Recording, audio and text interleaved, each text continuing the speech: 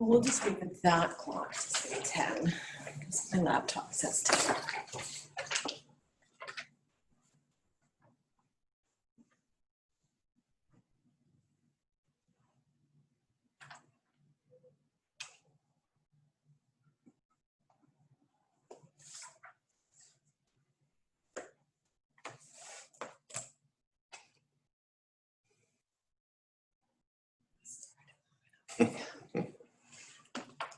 You even heard that from over there. That's impressive. Okay, the clock says 10. So, good morning, everyone. Welcome to our first in-person council meeting, and thanks for everybody for being here. Call to order our meeting for 10 a.m. For Tuesday, the 11th of August, and recognize that we are conducting our business today in Tla-o-qui-aht territory. And also just take note that our meeting is being recorded on our new hardware here. We've got a new camera and microphone system. And so for those of you who have joined us by Zoom, you can hopefully see us well, and we're certainly open to receiving feedback about what your experience is like. And we are recording this, and we will be publishing this on the District of Tofino's YouTube channel. So we will start first, please, with a motion to adopt the agenda. Thank you, Councillor Chalmers, seconded by Councillor Law. Oh, it's so nice to see you in person. All right, all in favor? Thank you, that's everyone, and motion is passed. Okay, so we have some minutes from the regular council meeting that was held July 14th for adoption. Thank you, moved and seconded. Were there any errors or omissions noted in the minutes? Seeing none, all in favor? Thank you, motion is carried. We do have the public comment period as usual, and I will just check with Elise that nobody has signed up for that. And the mayor's report, I do have something to acknowledge today, and that is, and she is watching, Nyla. I'm looking at the camera, Nyla, I'm channeling Nyla. It is Nyla's 10-year anniversary of work, service, and employment with the District of Tofino. Woohoo! Yes, it sure is. And it's really important to Mayor and Council to acknowledge the kind of service that our employees give us and the length, the duration of that employment. And so Nyla, here are some words that we will say to you, and I know it's a little disembodied because you're watching us online, but Nyla, we really like to tease you about your passion for numbers, but the simple truth is that you are an integral, oh, there's your space, you're an integral asset, an integral team member of everyone who works here at the District of Tofino, and we simply couldn't do what we do without you. And I think on behalf of Mayor and Council, I really want to thank you for your passion and for your dedication, for your intelligence, and for everything that you bring to the District of Tofino. And congratulations on 10 years of service. Yay. Thank you. Oh, and Nyla, after I disinfect it, I will. Oh yeah, here, you gotta look at it. You can't read it from here. But anyways, a small thing just to note, and but a big accomplishment. So thank you, Nyla. Well, thank you very much. I couldn't do it with all of you as well. So thanks very much. And that is like the voice of something coming out of the ceiling, and that was marvelous. Thank you, Nyla. I also want to take a moment just to note all the work that our staff is doing at the District of Tofino right now. And I really want to note the frontline workers and the people who are cleaning up garbage, who are cleaning public toilets, who are working at the daycare, who are doing the landscaping and everything that's going on. I know we're experiencing a difficult summer, and there's a lot of perspectives and opinions that are being shared out there, but I do think it's important to take a moment to acknowledge the work that people are doing and that they are doing the very best they can in some very trying circumstances. And I think that everybody who works for the District of Tofino can really hold their head high and be proud of the work that they're doing. And showing that from Mayor and Council, I think, is an important thing to do, and encourage everybody to say thank you when you see a District of Tofino employee out there doing everything that they're doing. So thank you. All right, we're no delegations, although we do have a presentation coming up in the report, but we will move into our correspondence. We have some interesting letters today, and the first one is the letter from Ben Pires. I don't know if it's Pires or Pires, but I'm sorry, Ben, if you're finding out or watching the video later, with a letter asking Tofino Council to consider writing to the province of British Columbia with a resolution that encourages them to consider a renaming of the province. And so it is up to us as council if we wish to act on that. And I would ask you what you think. Anyone? Councillor Steer. At this point in time, as you know, it's a fairly provincial matter, and I'm not inclined to comment at this time. That's fine. Anybody else? We can let it pass, and that's okay. Thank the letter writer. I would Councillor Anderson. just comment that there's a lot of things to rename. Mm-hmm. If this is supported at higher levels of government, there's many towns, other provinces that have colonial names, so it's a big question. Yeah. Thank you. All right. Okay, then we'll move on. We do have a letter from the village of Kaslo regarding a strategy for rural economic development through healthcare and their recent correspondence to the UBCM resolution that they're bringing forward about rural healthcare, which I'm thinking we're pretty solidly behind having that rural experience here, but I don't think the letter requires any action unless there was something that anyone wished to do. Okay. Thank you, Mayor Osborne. I did have a question regarding UBCM. Some of these, will these be voted on in an online format at UBCM as well? I believe so. Okay. So I when reading this myself, I think motions like this, it might behoove council to keep track of the ones that we do find pertinent and that we do want to endorse and or vote for at UBCM.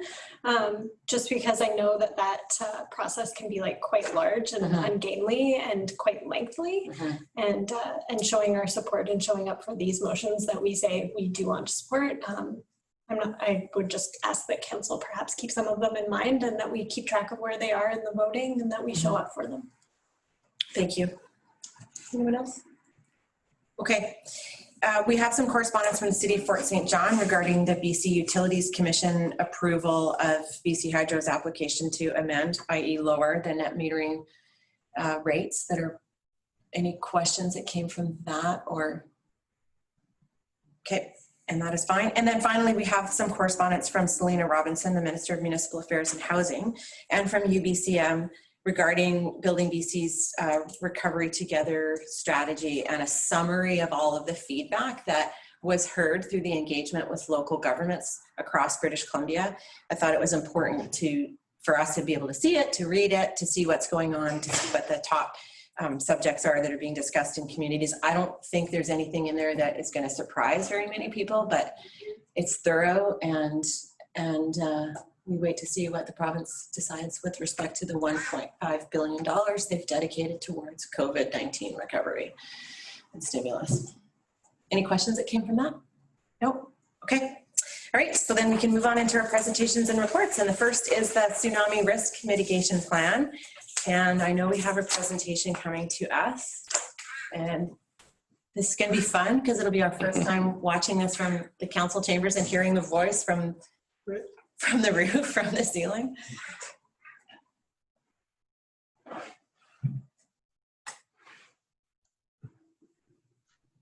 Just wait for all the presenters to come online here. Okay. Yep.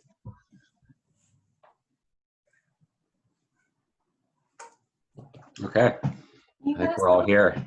Anyone else is a presenter? I don't know who the rest of the presenters are.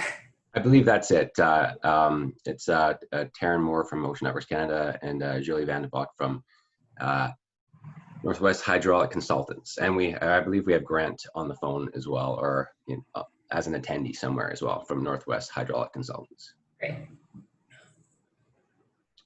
So maybe I'll get started here. I'm just gonna do a brief introduction, and I just wanted to say good morning, Mayor and Council, and thank you for your time today. We are here to present the Tofino Tsunami Risk Mitigation Plan. Presenting the plan to Council is a project completion requirement of the Community Emergency Preparedness Fund.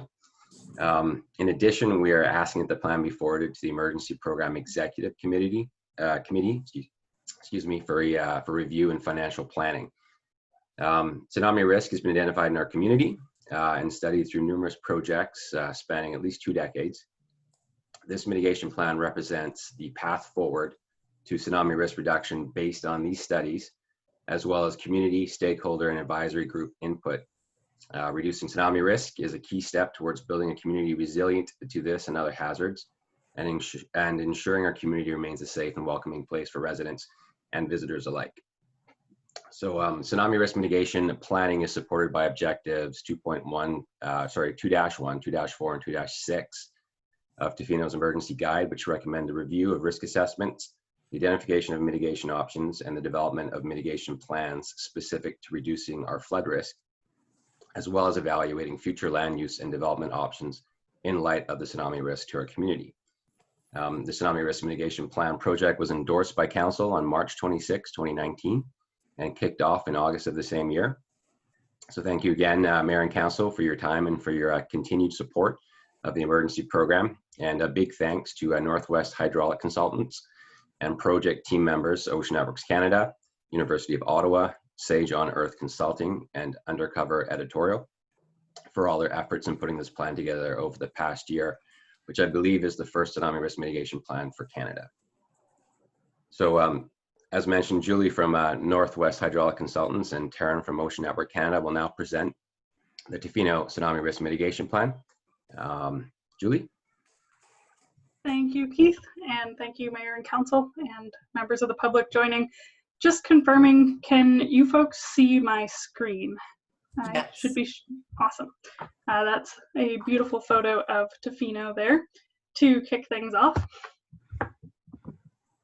So today myself and Taryn are going to take you through a brief overview of our project.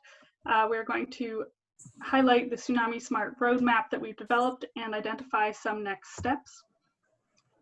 As a bit of an additional introduction from Keith, our project kicked off of August 2019.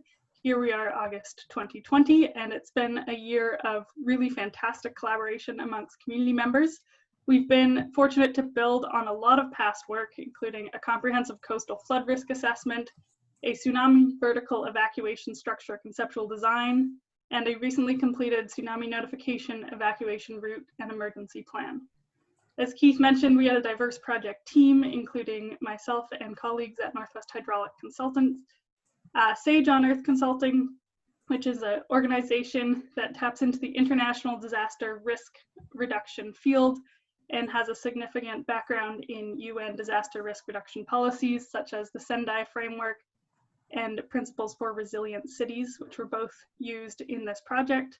And the University of Ottawa, which did some agent-based tsunami evacuation modeling for this project, as well as Ocean Networks Canada, and Taryn will be speaking more from them shortly. To give you an overview of some of the work which happened in this project, this presentation will focus on very specific pieces related to the Tsunami Risk Mitigation Plan, but as you can find in the report, which is available to you, there was a lot of other work that happened in this project, including a background report, identification of mitigation options, meeting with an advisory group, which included community stakeholders and leaders, and members of adjacent communities, as well as international experts. It included a community workshop, which was held in person and online, a preferred mitigation options report, a public engagement strategy, and all of these culminated in a final tsunami risk mitigation plan. The process in developing this plan included taking the identified mitigation options and ranking them by evaluation criteria. This was done by both the public and as well as the advisory group and project team. And we used a structured decision-making process to go through and systematically evaluate, weight, and prioritize these mitigation measures.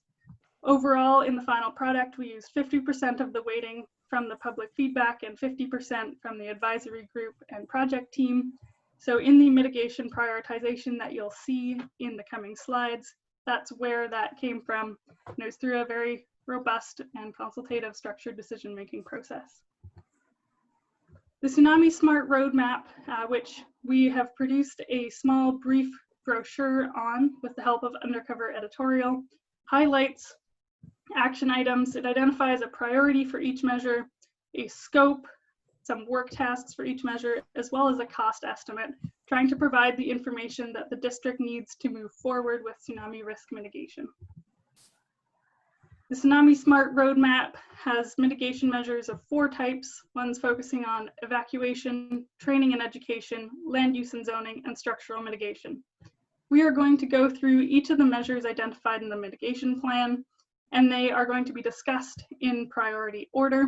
Priorities again through that structured decision-making process. Karen, I will turn it to you for signage. Perfect. Thanks, Julie. Thanks, everyone. Welcome. Yeah, so evacuation signage, essentially, this is one of the best and most cost-effective ways, essentially helping people to get out of the way of a tsunami. In the case of a big one, that's your best chance is to get to high ground, and helping people understand how to effectively get to high ground is essentially the main goal of this mitigation action. It also acts as a daily reminder for folks, conversation starters. So when you're talking about tsunami, talking about your understanding of what your risk is and talking about what you might do to lower that risk, whether you're a family member or a community or a neighboring community, it's all about trying to have that awareness and then buying into sort of a progression of sort of decreasing that risk. Nice thing about this one too is that it's very scalable. So communities in Haida Gwaii simply just painted power poles and really sort of initiated that discussion, initiated the wayfinding and the structure around it. But it could also be creative and including things like local artists and sort of acknowledging the risk that Tofino faces, but also the actions that one can do to make sure they know where to go when the big one hits. Okay, and then the next one here is an annual evacuation drill. So again, it's sort of helping empower people to take action and sort of determine for themselves what their best course of action will be in the case of a tsunami, and how to help themselves and their neighbors and family members and loved ones. So the evacuation drill is a fun event. It helps community building and encourages people of like mind to get together and help build resilience around tsunami risk. It helps to replace fear with facts, right? So for example, you know, how long does it take people to get from their favorite beach to high ground? Those are the kinds of things that if you practice it, you can start to answer those questions for yourself. And that really empowers people to understand and then tolerate the risk living in Tofino of the chances of tsunami and being confident that they can safely get out of the way. And then it also promotes knowledge and action. So it's a stress relief when you get to do something to decrease your risk. You build community around that evacuation drill. And certainly there's been success in that drill, the hike to high ground in the past. And to expand that would be a no-brainer. So it's a part of the high priority list. Expanding visitor education and staff training. So recognizing that visitors to Tofino are some of the highest risk and highest vulnerability. So to continue education and utilizing the ambassador program and staff and seasonal staff training to include a tsunami module that would support their understanding, and also the sort of emergency planning around what to do in a tsunami, how to notice the natural warning signs of a tsunami, and then take appropriate action. As we all know, tsunamis of different risk levels can happen at any time. So to be aware of the risk and what to do in each kind of a scenario is important.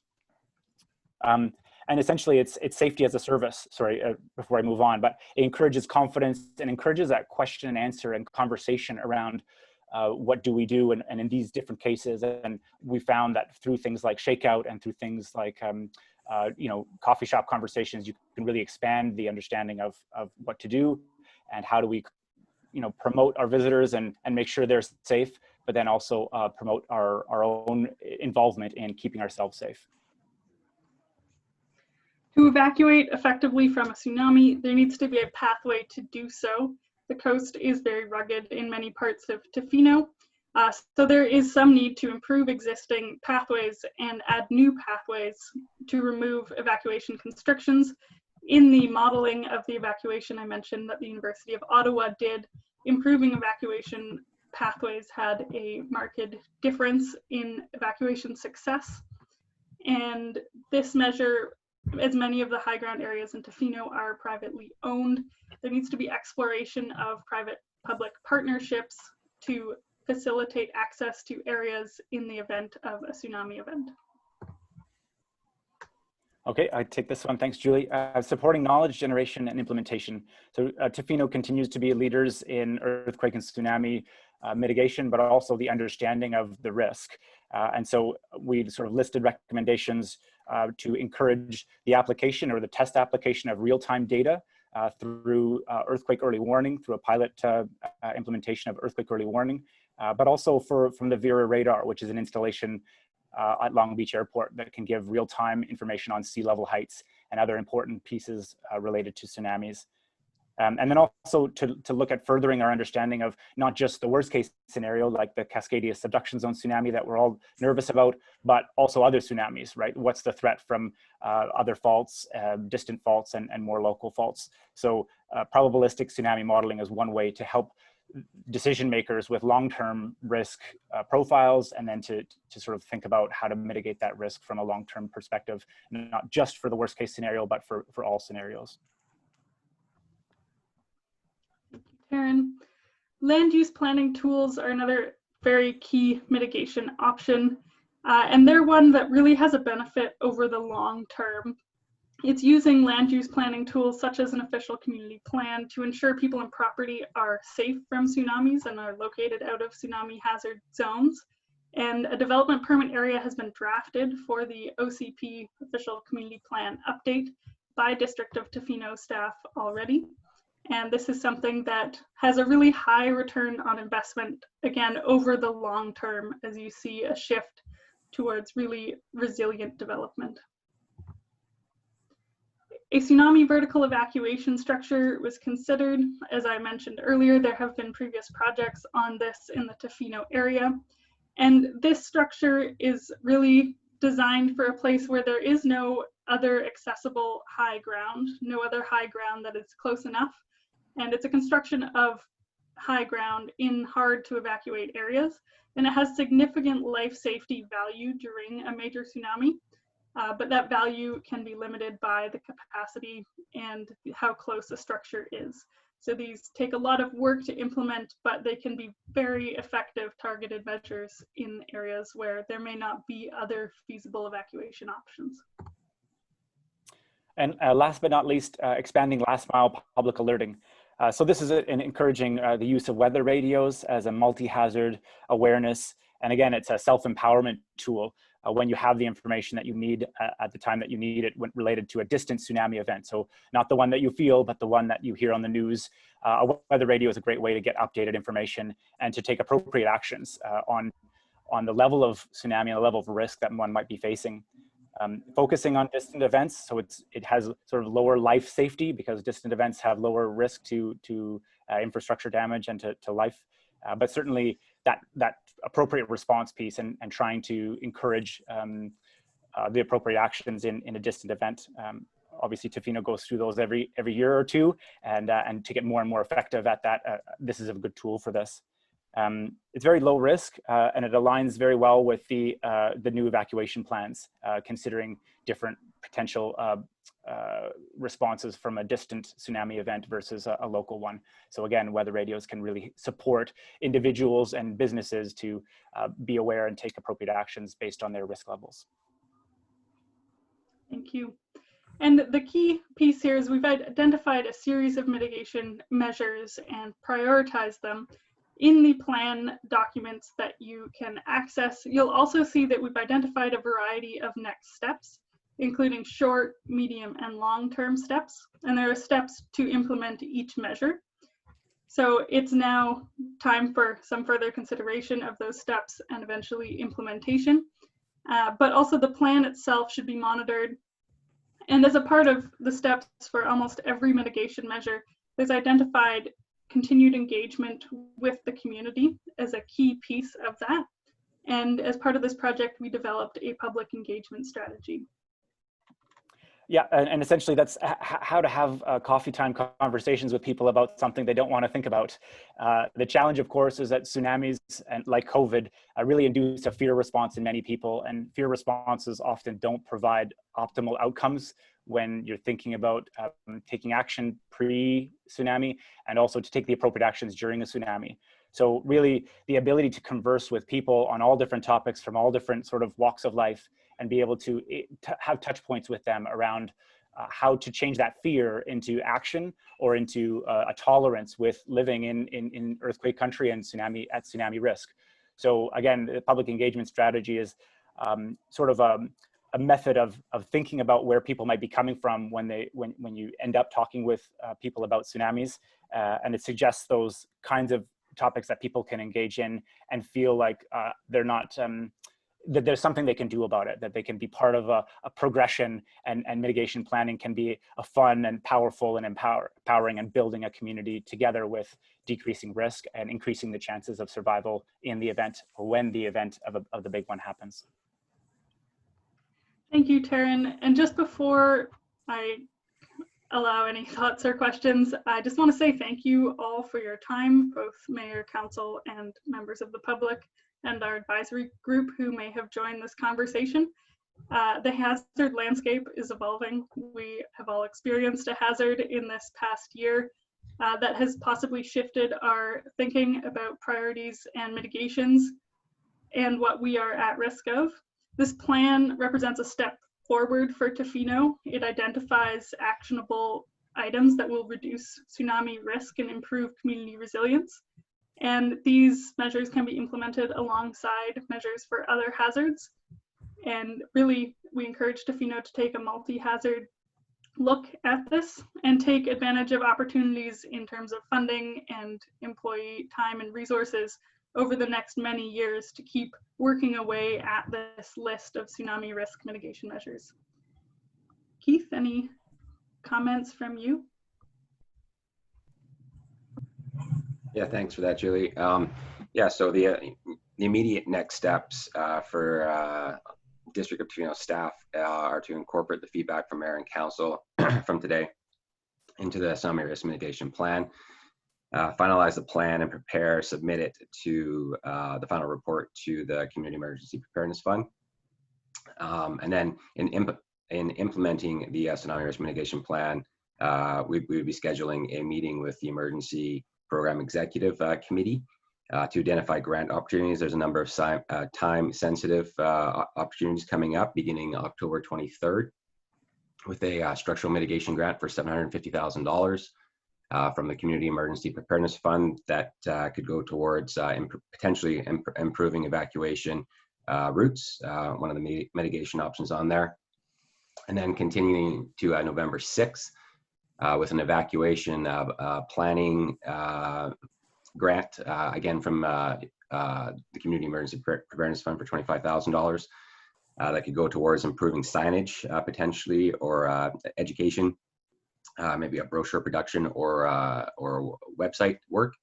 And then continuing into 2021 with more grants from the Community Emergency Preparedness Fund, as well as potentially from the National Disaster Mitigation Program, up to $3 million, which could go towards tsunami vertical evacuation structure. So there's a lot of work to be done, but the process is there. It's in place. Once we identify the grants, identifying local and regional partners and stakeholders, and then applying for the grants and moving forward.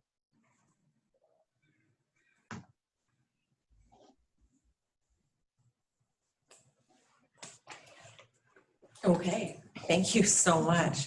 That is an incredible amount of work. So comments or questions? Specifically, any questions or comments you had on the report from council, like Keith said, that they can take and integrate into this before it goes to the Emergency Program Executive Committee? Would anyone like to begin? Councillor Steer. Well,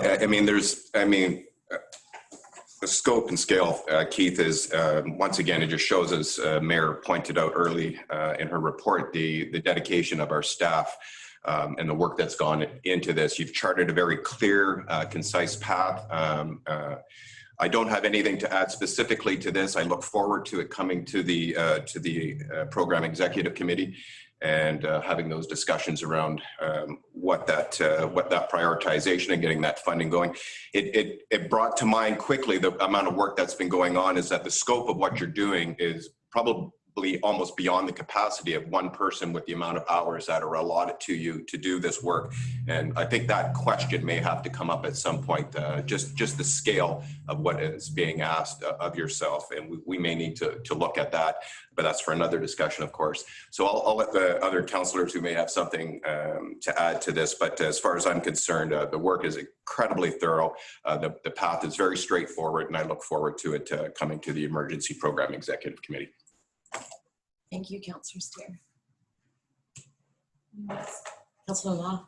Yeah, thank you, Keith. I think it's a fantastic amount of work, and I really appreciate it all. I only have two things that I'd like to just point out. One is just to remind everybody working on this that we have a number of teens that for 10 months of the year are traveling to Yuki. And we'll be going through a tsunami zone, risk zone. So I just want to highlight that at some point, just to think about that and what happens if there's a tsunami while they're either in Yuki or en route, and whether or not that's part of this or part of the school board. And this isn't really tsunami related, but just to also, I feel compelled always to highlight that we have for 10 months of the year, more than 10% of our population are in a school during the day that at one point was a very high risk for tsunami or earthquake, which is what brings us tsunami on. So I just wanted to bring those up just so they're not, so they're at least brought up. But thank you. I think the work is great, and I want to reiterate that it's deeply appreciated. Thank you. Anyone else? Councillor McMaster. Yeah, I mean, great job. And for myself, I enjoyed participating in the sessions and meeting the people. And I'm glad you covered the grant issue, because obviously funding is key to any of these measures. And I don't think anyone can dispute that these things need to be done. I just wonder whether there's any possibility of tapping into RMI funding, because obviously this is going to really affect tourists in a big way if something happens in the summer.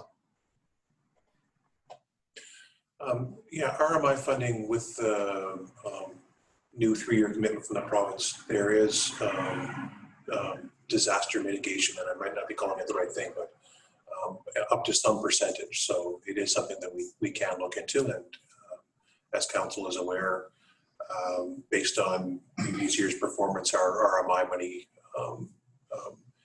continues to grow. So it's something that, that I think we can look at.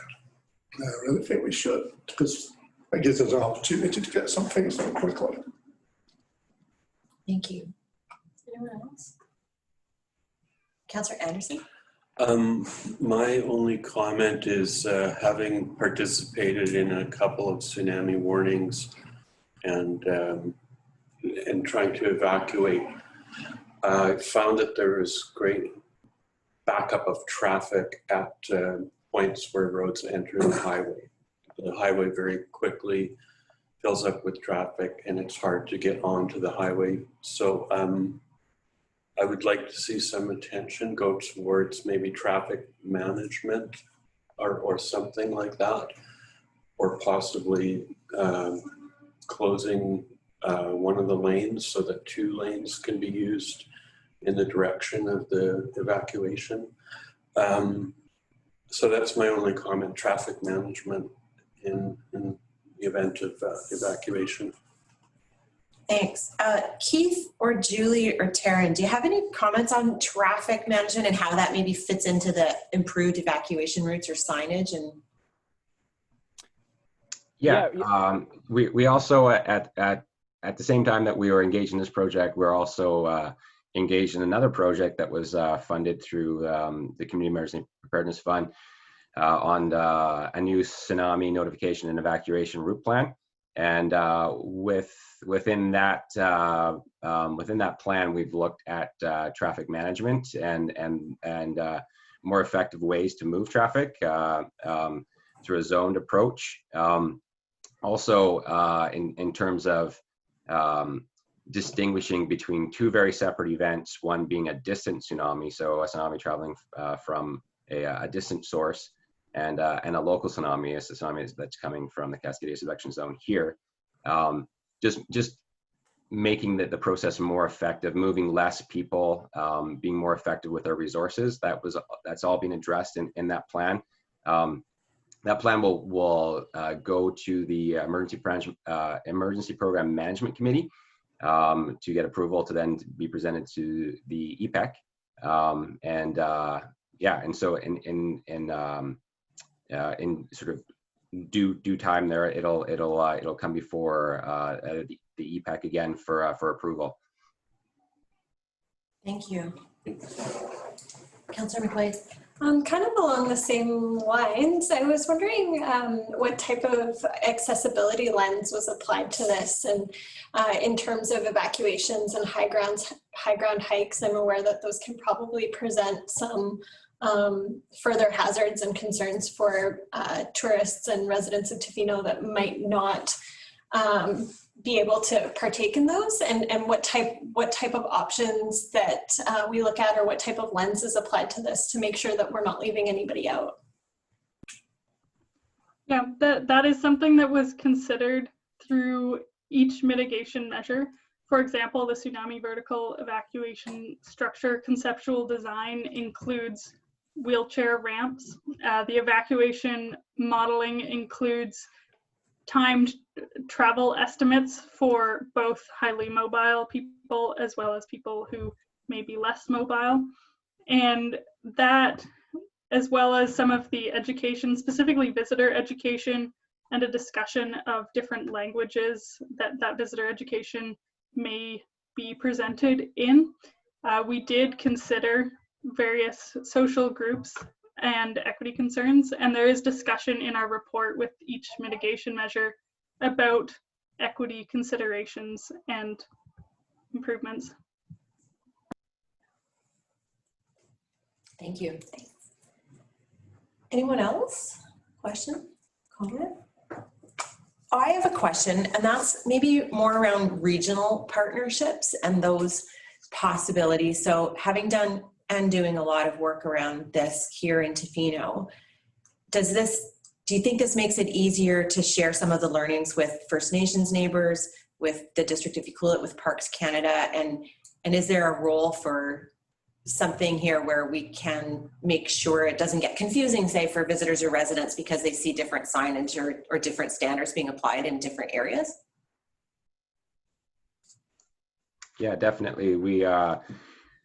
We definitely look regionally because obviously we're all in this together. It's the same hazard that affects the whole coast, so we have been working with the District of Tla-o-qui-aht and Parks Canada and the Tla-o-qui-aht First Nations. In particular, the TFN are installing tsunami sirens, and we've been a partner in developing that protocol. As well, Tla-o-qui-aht installed tsunami sirens as well, and again, we're advocating there for standardization of signage and of testing days and testing times. There's more work to be done, definitely. Tomorrow, or actually Thursday, the ACRD is holding a regional emergency planning, like a FAM tour, basically, of the coast out at the airport. And again, these are the sort of issues and opportunities for more regional coordination that'll be addressed at that time. That's great to hear. Thank you. Councillor Steer? Just one more comment in terms of and it was just brought to mind, in terms of the communication strategy component with the other service providers locally. Will there be an engagement process, say with BC Ambulance, our hospital, RCMP, and Coast Guard? Is there some communication strategy around the mitigation end of things with those agencies? Yeah, definitely, Councillor Steer. There's through the Emergency Program Management Committee, all of those response agencies that you mentioned have been engaged with this project as members of that committee. So we'll continue with that engagement and that ongoing conversation, discussion as well around mitigation measures. Thank you. Anything else? Delegate Chalmers. Keith, as far as businesses and the education piece, is there a different avenue for businesses to reach out for help in developing their own strategies?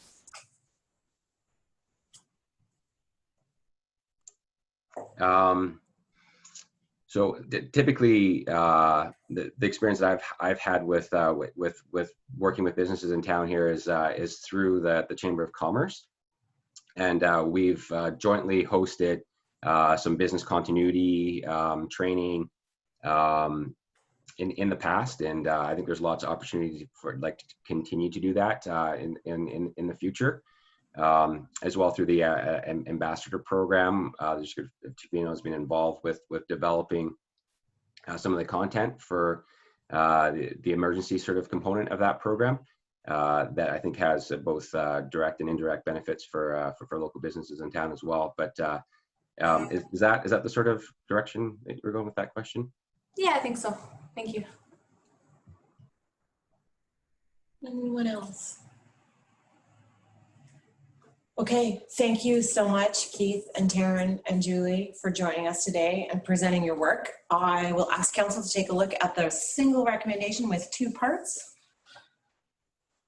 and see if someone feels like making a motion. Sure, I'll move that the report titled District of Tofino Tsunami Risk Mitigation Plan be received for information and discussion, and that the Tofino Tsunami Risk Mitigation Plan be referred to the EPAT for review and financial planning. Second. Thank you. So that's moved and seconded. Any final questions or questions on the motion? All right, all in favor? Thank you. That's everyone. And the motion is carried. All right, thanks again. Up there in the screen and out of the ceiling. It's kind of disembodied, but it seems to be working. All right, so we're going to move on then, and we have the 2019 annual municipal report, which is something we do every year. This year, we are doing it a little later in the calendar year because of COVID-19, and the timelines have been changed or amended by the province.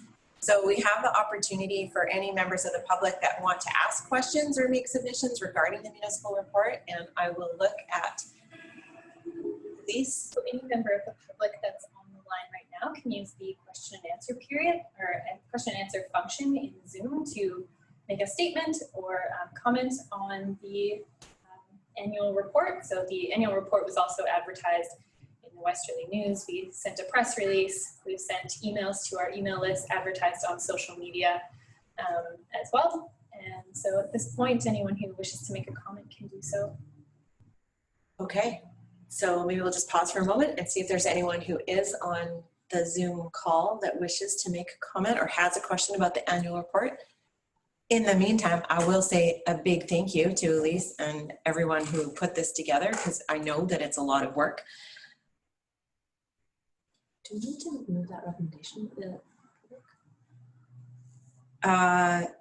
Yes, Elise, good question. Councillor Chalmers is just asking, do we actually need to make that motion that members of the public wishing to ask questions? It's written as a motion, so we should. Yeah, okay. that'd be great. I mean, we'll do it. We've said it out loud. Yeah. Basically, but yeah, okay. Waiting. Go ahead, Councillor Chalmers. I'll move the members of the public wishing to ask questions or make submissions regarding the District of Tofino 2019 annual municipal report be permitted to address council for up to 2 minutes each. Seconded. All in favor? Thank you. None opposed. Motion carried. All right. Seeing anything? I just have a brief presentation. Then let's have it. Thank you. With the highlights. The highlight reel.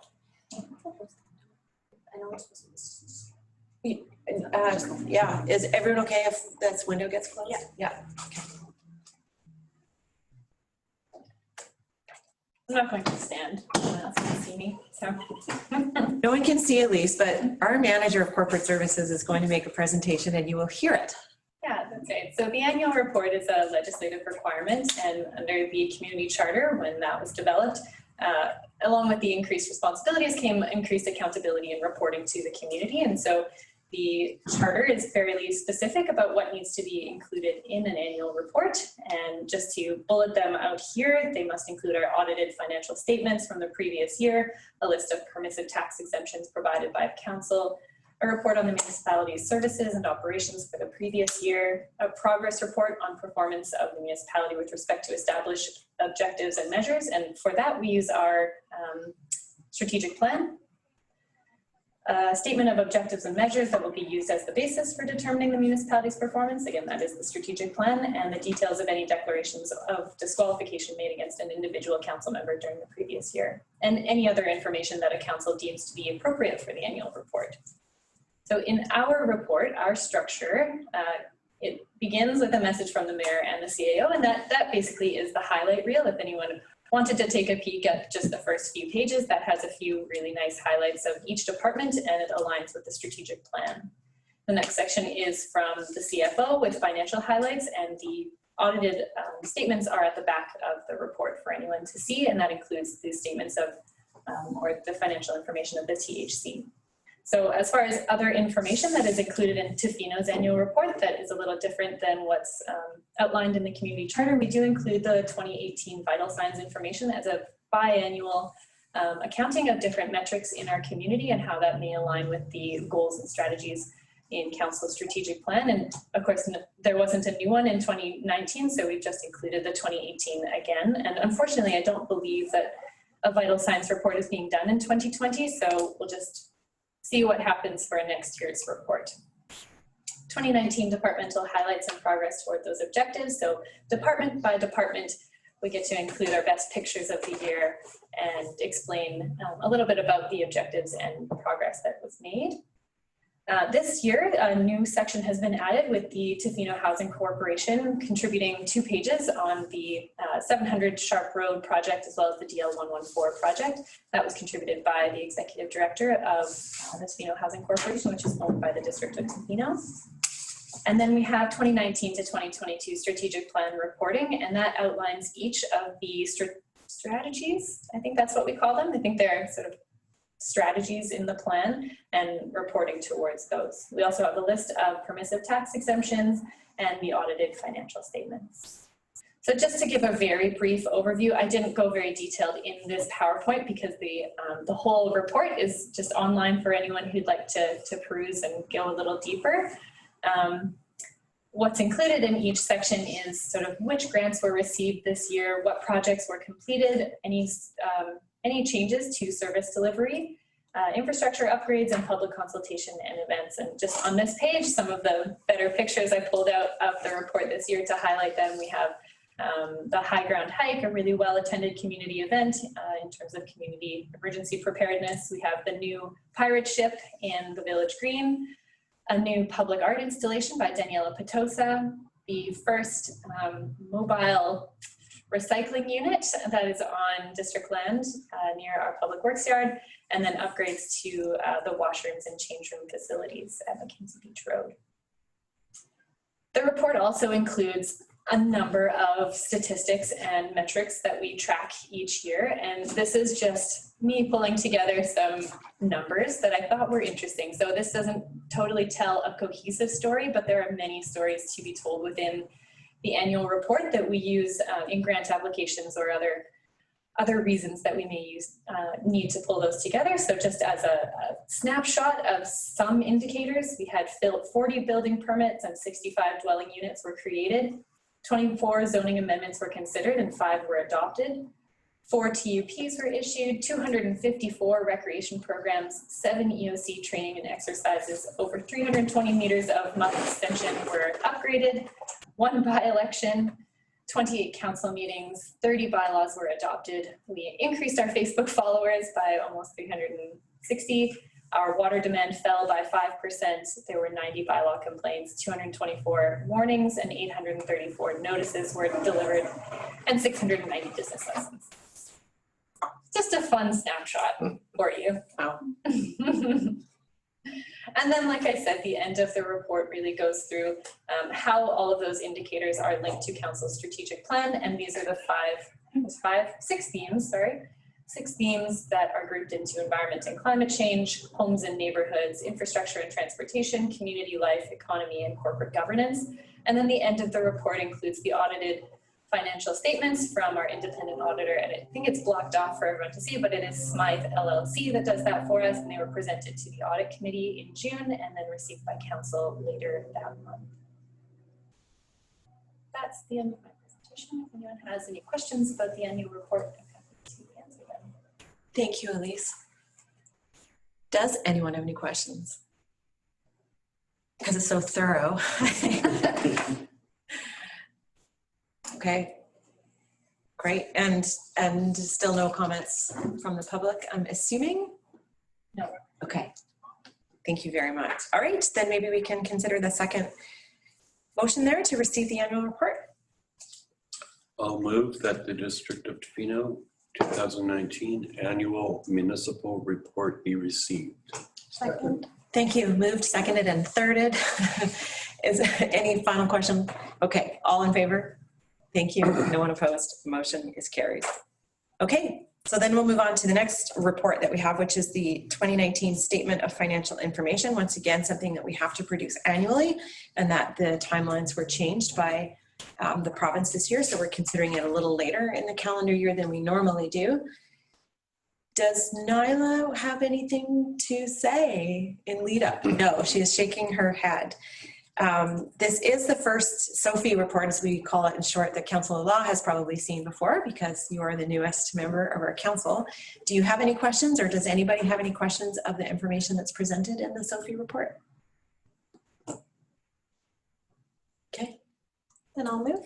Please. That the statements and schedules included in the Statement of Financial Information produced under the Financial Information Act for the fiscal year ended December 31st, 2019, and attached as Appendix 1 to the Staff Report 2019 Statement of Financial Information dated August 11th, 2020, be approved. Second. Thank you. Moved and seconded. Any final question or comment? Okay, all in favor? Thank you. That's everyone. The motion is carried. And Nyla, thank you and your team for putting this together very much. All right, so now change of subject, and we're going to go into the zoning amendment application for the Tofino Housing Corporation up on District Lot 114, the address of 351 Arnett Road. And does Peter or Aaron, I think there's Peter. Hello, Peter, we see you. Hello, good afternoon, Mayor and Council. We hear you. Oh, that's good. I'm glad to hear that. I'll be sharing my screen here, so just bear with me for a moment.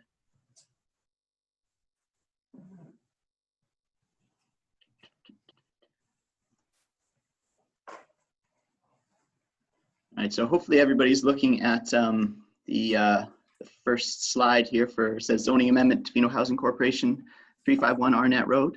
Yep, we are. That's great. So this this particular report is recommending third and fourth readings of a development that we've all been discussing quite frequently over the past 6 months. So I'll move through the presentation fairly quickly so we can get to any questions as they might arise. So a little bit of background. The application was received in October of last year. Permission to proceed was granted in January, first reading March, second reading in June, and most recently we had the public hearing on July 20th of this year. The location, we're all quite familiar, but just to orient ourselves again, just towards the end of Arnett Road there. The proposal is basically to create a residential neighborhood. It will allow a total of 84 units between apartment style homes and duplexes with suites. Rental rates and applicable tenants will be regulated by a housing agreement. The duplex lots are proposed to be exempt from that housing agreement. The project is going to be constructed and managed by Catalyst Community Developments. They've partnered with the Tofino Housing Corporation to realize the project. The proposal, quick overview, the entrance road or the new road will be constructed off of the intersection of Leighton Way and Peterson Drive, and we will have the 2 apartment lots, lot 1 to the south and lot 2 to the north, as well as 3 smaller townhouse lots accessed off of that road. So the property is currently split zoned into 3 different zones. We will be creating a new comprehensive development zone. So we will be adding a zone on top of the existing zones. And basically the zone that is being proposed will allow the build out of the site plan that was on the previous slide. There's still a few other processes to get through prior to actual construction. So we're at least from our perspective, so we're looking at development permits. We'll need also likely a development variance permit. Subdivision will have to take place, and then finally we'll be issuing a building permit. And my understanding is a lot of these sorts of things need to be in place prior to funding being confirmed for this kind of a project. So the public hearing is kind of one of the main parts of this report. It was took place on July 20th. 18 members of the public spoke. There were plenty more in attendance. Many of them spoke more than once. There were 2 in support and 16 in opposition or generally in opposition. 16 written representations were also received, with 3 in support and 13 opposed or generally opposed. Some of the concerns that came forward were mostly around cost to taxpayers, the true affordability of the units, environmental concerns, increased traffic, concerns about the character of the neighborhood, concerns about the actual location, and really there's some sort of larger kind of high-level concerns brought forward about local government being involved in development. There are also a couple of changes to the proposed bylaw that we're introducing here at third reading. So minor changes. One major one, or one of the most obvious ones, is that the front lot line setback for lot 1 has been changed from 4 meters to 1 meter. This is to accommodate some new information that's been brought forward by the application, that they kind of refined a few of the road drawings, and so we had to make an adjustment to account for that. And then there's also an updated site zoning plan that's been prepared that just gives us a bit of a better understanding of exactly where the zoning lines are, and that's been attached as Schedule B. So we have a few options for moving forward at this point. You can grant third and fourth reading to the proposed bylaw. That is possible to do at this meeting today. You could just grant third reading if council feels that it's not appropriate to adopt today. There's also the opportunity to amend the bylaw further should that be seen as necessary, or you can reject or refuse the application or defer the application and consider at a later date. Staff are currently recommending the first option. So the next steps, we will be looking to issue a development permit to allow subdivision, as well as a development variance permit will be involved with that. Then the subdivision process will take place. We'll be needing to issue a second development permit to allow the issuance of the building permit. And then once all that happens, there's the potential for the units to actually be constructed. So if there's any questions or comments, I'm happy to do my best to answer them at this point. Thanks very much, Peter. So my suggestion to council for how to handle this today is, first of all, just to talk about the proposed amendment at third reading with the different changes in setbacks, and get those questions out and answer it, consider the matter and pass it if that's council's wishes. And then let's have the more substantive discussion around third reading and adoption. Is that okay with everybody? Okay, so at this time then I would ask, does anyone have any specific questions or concerns about the changes that staff is proposing in the setbacks? Okay. Yeah, please. I do have a little concern with changing setbacks, just because it's my understanding that yard setbacks are there for the benefit of the community and the residents, you know, and those things. So I would actually love, Peter, if you could give a little more outline of the extent that these setbacks will be affected. Is it just because the road hits a corner of the building, or is this going to be a substantial overall setback reduction for the entire building? So it'll essentially be, it's not that the building is moving at all. It's more that the road needed to be widened a little bit in one particular area. And so it really only affects the southern lot 1 of the apartment buildings. And so that will be a reduction in 3 meters. So essentially the road right of way, the entire width of the road will be within approximately 1 meter of the corner of the structure. However, the actual paved portion of the road and the sidewalk will be several meters in from there. The road right of way will be not significantly larger, but a little bit larger than the actual width of the road. There needs to be some cuts and fills to accommodate for the slope of the road and the angles and things like that.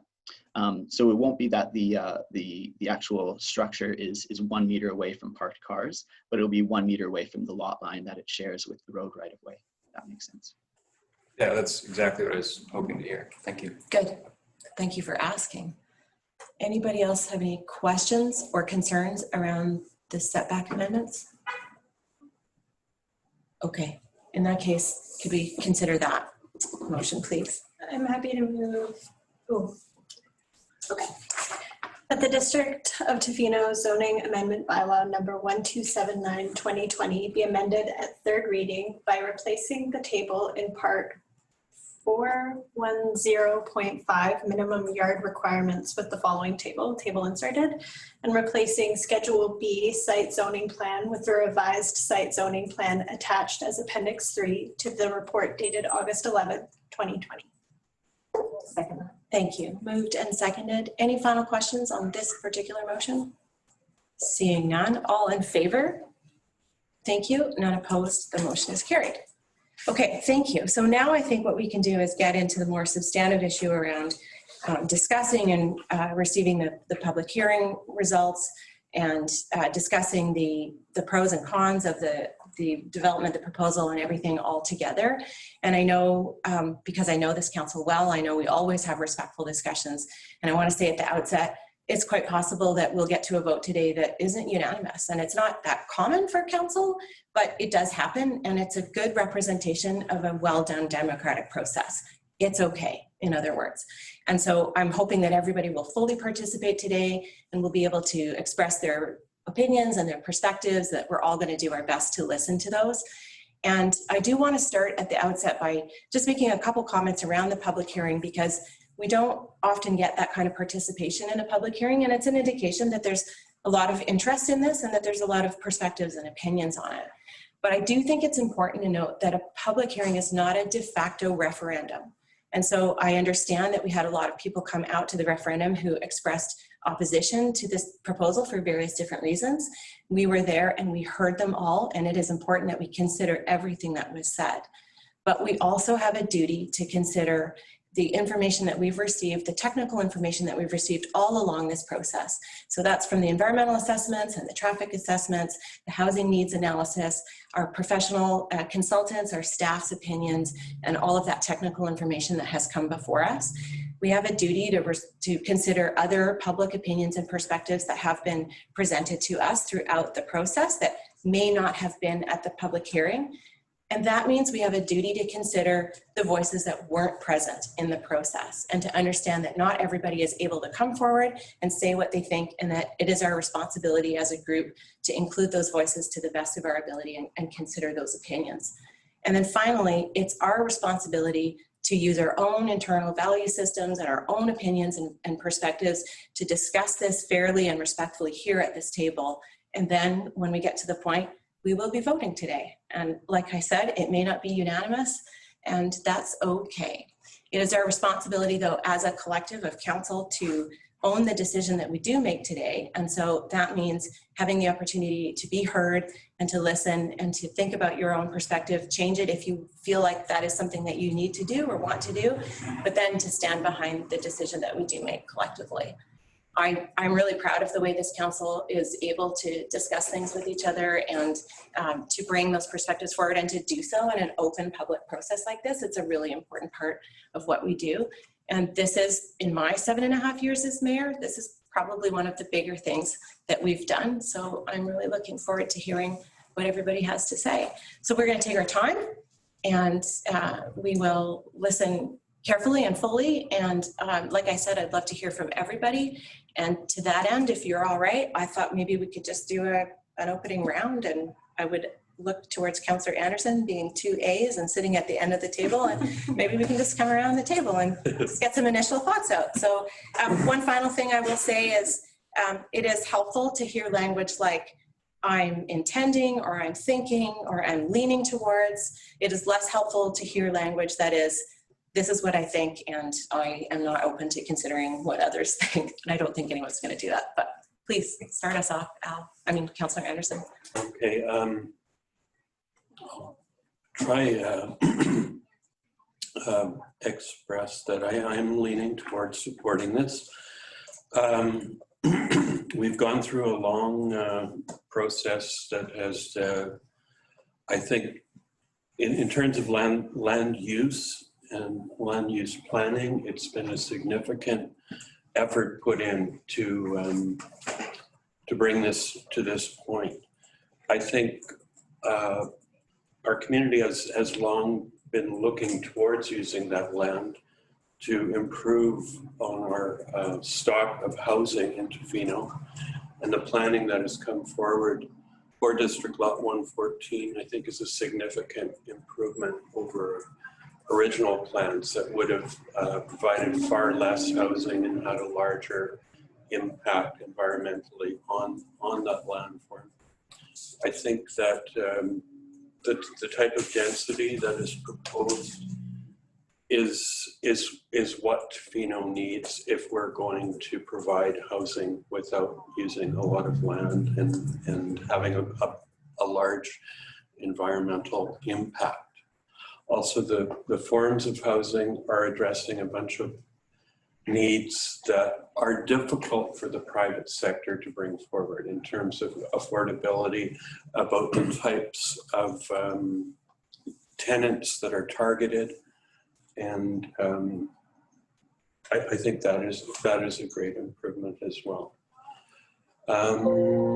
So that's my initial thoughts, and I'd like to hear from the rest of council and see what other thoughts are coming forward. Thank you. Councilor McMaster. Yeah, I'm strongly inclined to support this. I think Tofino needs housing of all kinds. We heard at the public meeting, some people thought this wasn't the kind of housing that was needed, that people needed land to build houses. Well, I think we did a needs assessment in 2015 that we showed that we needed everything. And this isn't going to be the solution to Tofino's housing problem, but it's going to be a start. I believe at the last count there was over 3,000 people registering on the Tofino Rentals website. This is the first time that provincial and federal funding has become available for rental housing. I think we've got to take advantage of it. Wherever we go, whether it's Deal on 104 or anywhere, someone's going to complain that it's not in the right location. We're limited in possibilities. Deal on 104 has been assigned for public affordable housing for quite a while, and it's been said many times it's going to upset some people, but it's going to make a lot of people happier and provide them an opportunity, especially young people. I think most people that own houses probably started off in rental housing before they actually purchased a house. And I think we have to do this. I think it's time to put the umbrella down and look at the sky and move forward.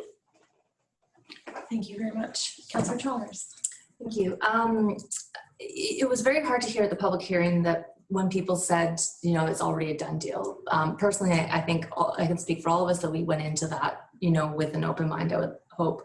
And so I really thought a lot about what people said and where my opinions were with that, and I continue to be inclined to support it. Looking at the things that were addressed, I really do trust, as you said, the science behind the environmental impact studies and all of the meetings that we've had, how every council member has addressed that as a priority. And I think that it's been heard by the Housing Corps. Traffic densities, all of that I do feel have been addressed. So while I do hear the concerns, I'm comfortable moving forward with that. As far as the cost of development and the people saying that should a municipality even be involved in this, and I initially in this process had those same questions, and what I've come to the conclusion is that it is a basic need that is not fulfilled in this town, and therefore, and it hasn't been addressed by the public market, so can it be? So yes, I feel confident that we should be involved because it is a basic need. And then, you know, it was hard to hear from the people that felt that this doesn't address, and I agree with Councilor Master, whether it's purchasing or the higher incomes, we can't be everything to everyone, and we need to start somewhere. And if we try and muddy the waters too much by trying to be everything, then it won't get off the ground. And I do hope that there is a trickle-down effect from supplying this housing, and maybe people that are in staff accounts will have a more permanent place, and then those houses will no longer need to be driven up so high by the market, and it'll work out everywhere in that larger scope. So at this point, I'm supporting the motion. Thank you. Councillor McCoy. Thanks, Mayor Osborne. So yeah, I'm strongly in support of adopting this. I do believe that the zoning as presented approximates the closest mean when we're addressing environmental, parking, density, budgetary, housing needs assessments. And like the councillors before me, I understand and want to note that I've heard and thought critically about the concerns and encouragements that were voiced at the public hearing. Just as I've listened and thought critically to the concerns and encouragements of the community outside the public hearing, both bear upon my decision to move forward with this rezoning. I believe that this rezoning, I strongly believe that this rezoning is another huge step in providing affordable housing for current and prospective residents of Tofino.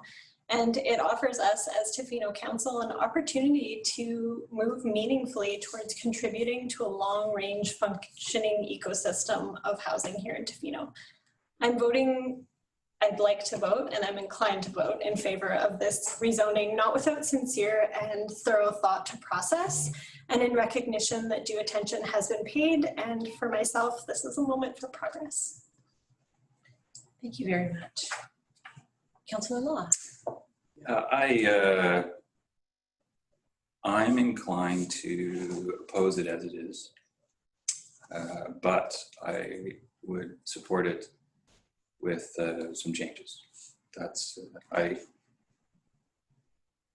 have looked at this quite hard and carefully, and I listened to the public hearing, and some of the thoughts and comments I thought were actually quite reasonable. And I thought with some changes, this development could be better, more livable, more environmentally friendly.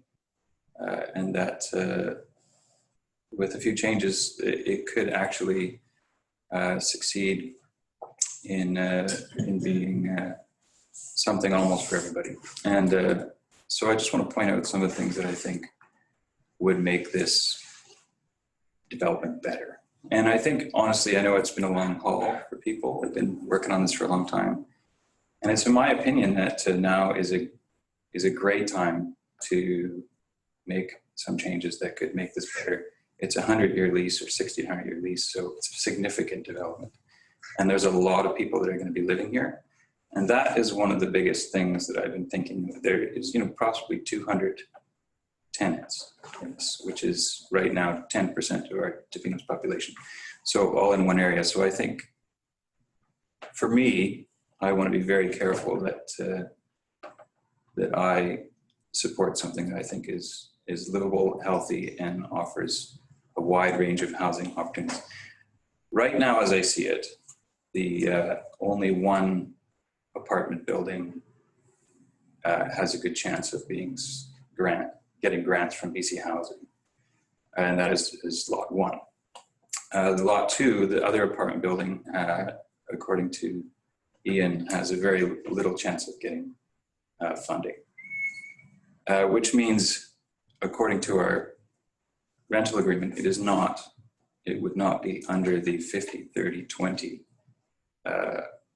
rental structure that BC Housing imposes essentially on its grant-funded buildings. So that to me threatens the idea of affordability right there. It means that that second building can be rented out below market rates, but very near market rates, and those are very high. So, and also over the last 6 months leading to this, I realized that the townhomes are most likely now going to be sold at market rates. So there will not be, apparently, according to the meetings, price restricted ownership, which many people really want.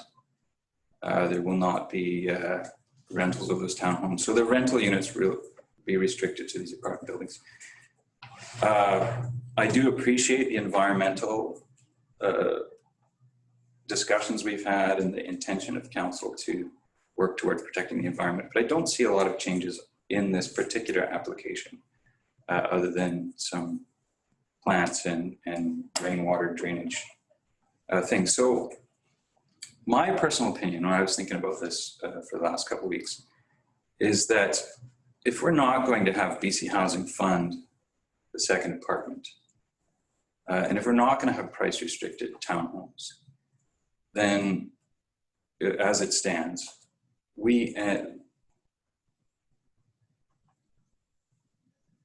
it's going to be a very interesting place to live. And I don't think in necessarily a good way. So what I would suggest at this time, this is my suggestion for council to consider as one councillor's suggestion, is to acknowledge that we're not going to get BC Housing for the second apartment. Take it off the table, replace it with townhomes that are situated in such a way that like the U-Wood development, which are placed that allow greenery to be between the townhomes. So we do two things. We have a rental apartment, which we want. It's affordable. It's funded by BC Housing. We have townhomes to replace the other apartment. We keep the townhomes we have, but we allow some of those townhomes to be price restricted ownership, so that people who are renting can look forward to maybe one day getting in a townhome at price restricted ownership. We have some of those townhomes, we have them at market rates, and some townhomes we can have rentals. So there is some hope of people who are renting and working, that there's somewhere for them to go if they want to. And it makes the community more diverse. It makes it a more livable place. And I don't think that it would reduce the number of tenants so substantially that we would not get what we want. It would also, because there would be a slight reduction in tenants, we'd have better parking situation. So I personally think that we can have this development and actually make not that significant changes. I don't think BC Housing would, I mean, there's only one, as far as I understand it, only one apartment on the BC Housing list for funding at this time. So I don't think it would be a big deal to change that. And a lot of the community opposition, I think, would be assuaged. And a lot of the people that came in support, I think, would support it more. And I think that the people that did come and say, look, I really wanted to be able to own something, hopefully price restricted, we could help those people all at once. So that's my push. If I personally think that it wouldn't be that hard to do. I mean, those townhomes are not, they're just plunked down essentially. And I think we could do that. And I think if we did it now, it would be a really good thing to do, make it more livable, and we reach a broader residential population. And it'd be better in the long run. So that's my pitch to council. I would support that fully. Thank you. Okay, Councillor Steer. Well, the benefit of being last is that I get to hear the submissions from my fellow councillors, and I do appreciate Councillor Law providing a perspective that was different than most of the comments that I had heard. I'm inclined to support the motion as stands because I'm looking at it slightly different in the sense that this is a land use decision at this point in time, and not so much, and I could be corrected here, as an endorsement of this project as it currently stands. Of course, this is what we've been discussing, but this is from a land use perspective, from the thought of this land to be rezoned to permit the land to be used for a residential neighborhood with most units proposed to be rented at below market rates. With the guidance of our CAO in the comments section, I started looking a little deeper at that component of what we're tasked to do today. In my opinion, I won't be endorsing the proposal as stands, but I'm certainly intent on supporting this land use decision. I think this is an appropriate use for the land that's going to be there. It's not to say that I don't have concerns with the proposal of the units that are there, but the intent of the use of this land, I think, is appropriate. So that being said, there are some of those issues that I think Councillor Law, and when listening to the public comments, taking into consideration many of those concerns I had as well. the ones that I think that stood out most is the questions of affordability, of course, which is the intent of most of what we're doing here. And I'm comfortable in the fact that we are still in the process of that. We are working on a housing agreement. It is not a done deal. We are still in those discussions. We will be able to ensure, I hope, we will be able to ensure that affordability factor will be ingrained in that housing agreement, and that we should take careful consideration, as we have already done. We did not pass that at our last. We said we need careful consideration. So I think a lot of those issues with a deeper look will be able to be addressed through that housing agreement. The environmental issues, of course, are ones that have stood out for many of us that have been long involved in this issue. One of the things that I started looking at was the footprint size that we'll be looking at in the development of this DL 114. And I asked some questions around if we agree that housing is important, and I think there's very few people that would disagree with that. If I was to look at the old zoning and to now look at the new zoning, will we be able to put more people on a smaller footprint on that land? And my quick math, and I had to make a few phone calls, says that yes, we should be able to do that. We will be able to do that. And what it also opposed to me then is that, great, that's one component, but I'd also, and this is not part of this zoning question, but that we will have the discussion around what we're going to do with the rest of that land. And I think there's been strong support within the community, and I can't speak for all the council, but for many people on this council, I've heard strong support for protections of the remainder of that land. And so I'm confident that the environmental issues that we've looked at so far in terms of the actual site have been well thought out, and I'm confident in that.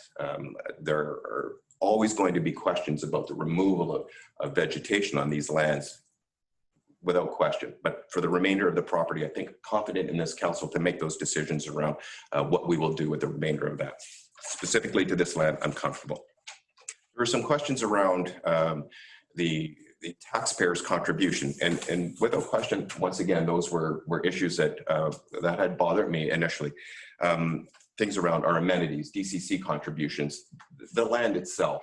There are some questions around there. I am comfortable with this council's ability to be able to look at that. It is not a done deal. These are not completely finished. So things like DCCs, which are offered to any other developer, if they're going to provide an affordable housing component, they have an option to retain 50% of that. So we have those mechanisms in place for other components of the community.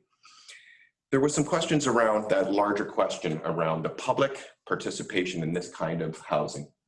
And I've struggled with that. Often governments are accused of not being the right people to be doing this. I don't agree with that. I think we have the ability to do it, and I think we can do it appropriately. The private sector plays a critically important role in the development of housing. And in my short time on council here, a year and a half, we have looked at, with a permission to proceed on almost all of them, close to 300 units of residential that the private sector have brought forward, that this council has said, yes, we think this is an important component to the housing component here, and we've given permission to proceed on that. I'm confident that this council is looking at the many components, as Councillor McMaster brought up, that we need. There are certain sectors of the private sector that just don't do affordable rental housing. And I'm confident that the public or the private sector is going to provide those other components that are well needed in this town that's established. Those are some of the ones that that came out initially, and having the great benefit of hearing my fellow councillors and some of the questions that came up, I'm confident that the values that I'm placing forward, and hearing my fellow councillors, that I'm probably even more in support of the motion to rezone this land for that appropriate use. Not an endorsement of the project per se, but as an endorsement of the rezoning of this land for this purpose. Thank you. Wow, I don't know how much more I could possibly add to 6 voices. And I really appreciate everything that you have all said. And I'll make a couple of overall comments, and then I do want to specifically address what Councillor Laws brought forward as well.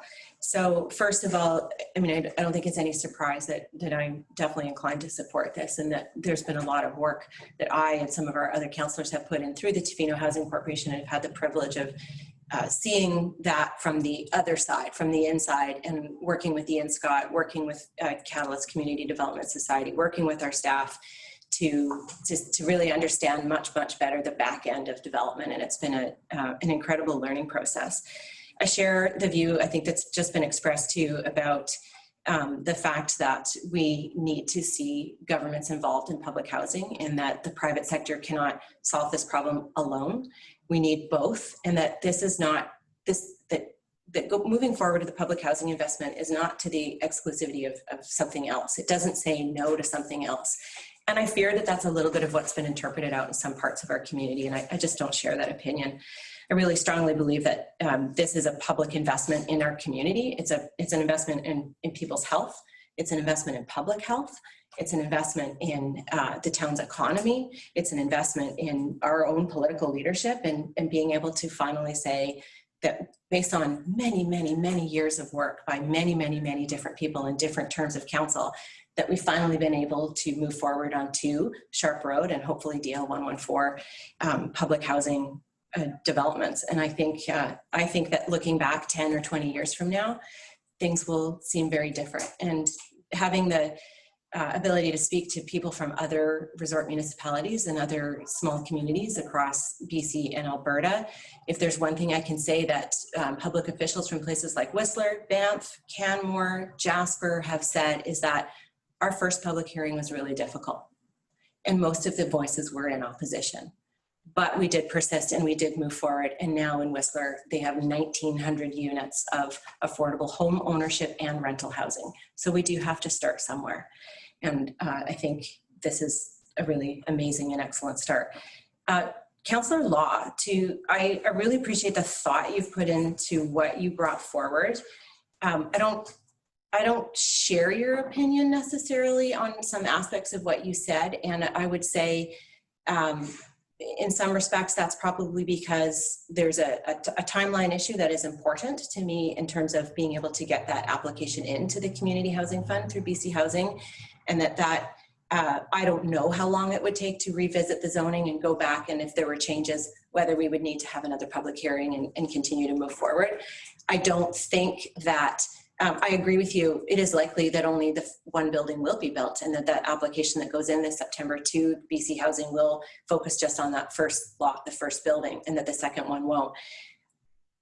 We have heard time and time again from many members of the community that it takes a long time to rezone in Tofino. So to peel that ability back and not enable the Housing Corporation to move forward with it in 2, 3, 5, 10 years, to me could be a real opportunity lost. And it's not a risk that I'm willing to take personally. I think what you've said, you've given some really good ideas, and I think those are ideas that could be implemented maybe in other areas of land, and maybe in partnership with private developers too. So we have some really strong amenity guidelines here. We do have a couple of private developers that are interested in building, and I think this council needs to think very carefully about what kind of negotiation we can do with our staff and with those developers about helping to meet some of our community's goals. Yes, with market housing, but also with affordable home ownership, for example. So I don't think we're saying no to those opportunities by saying yes to what's before us today.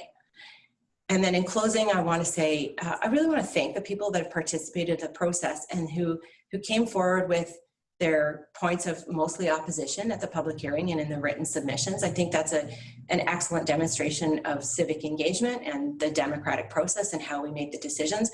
There were things that were said at the public hearing that we have heard all along, and that don't alleviate us of our responsibility to look at other ways of encouraging and increasing the supply of housing, of maybe pausing on commercial tourism accommodation in a way that enables us to catch up more with the needs of our community, not the visitors, but our community.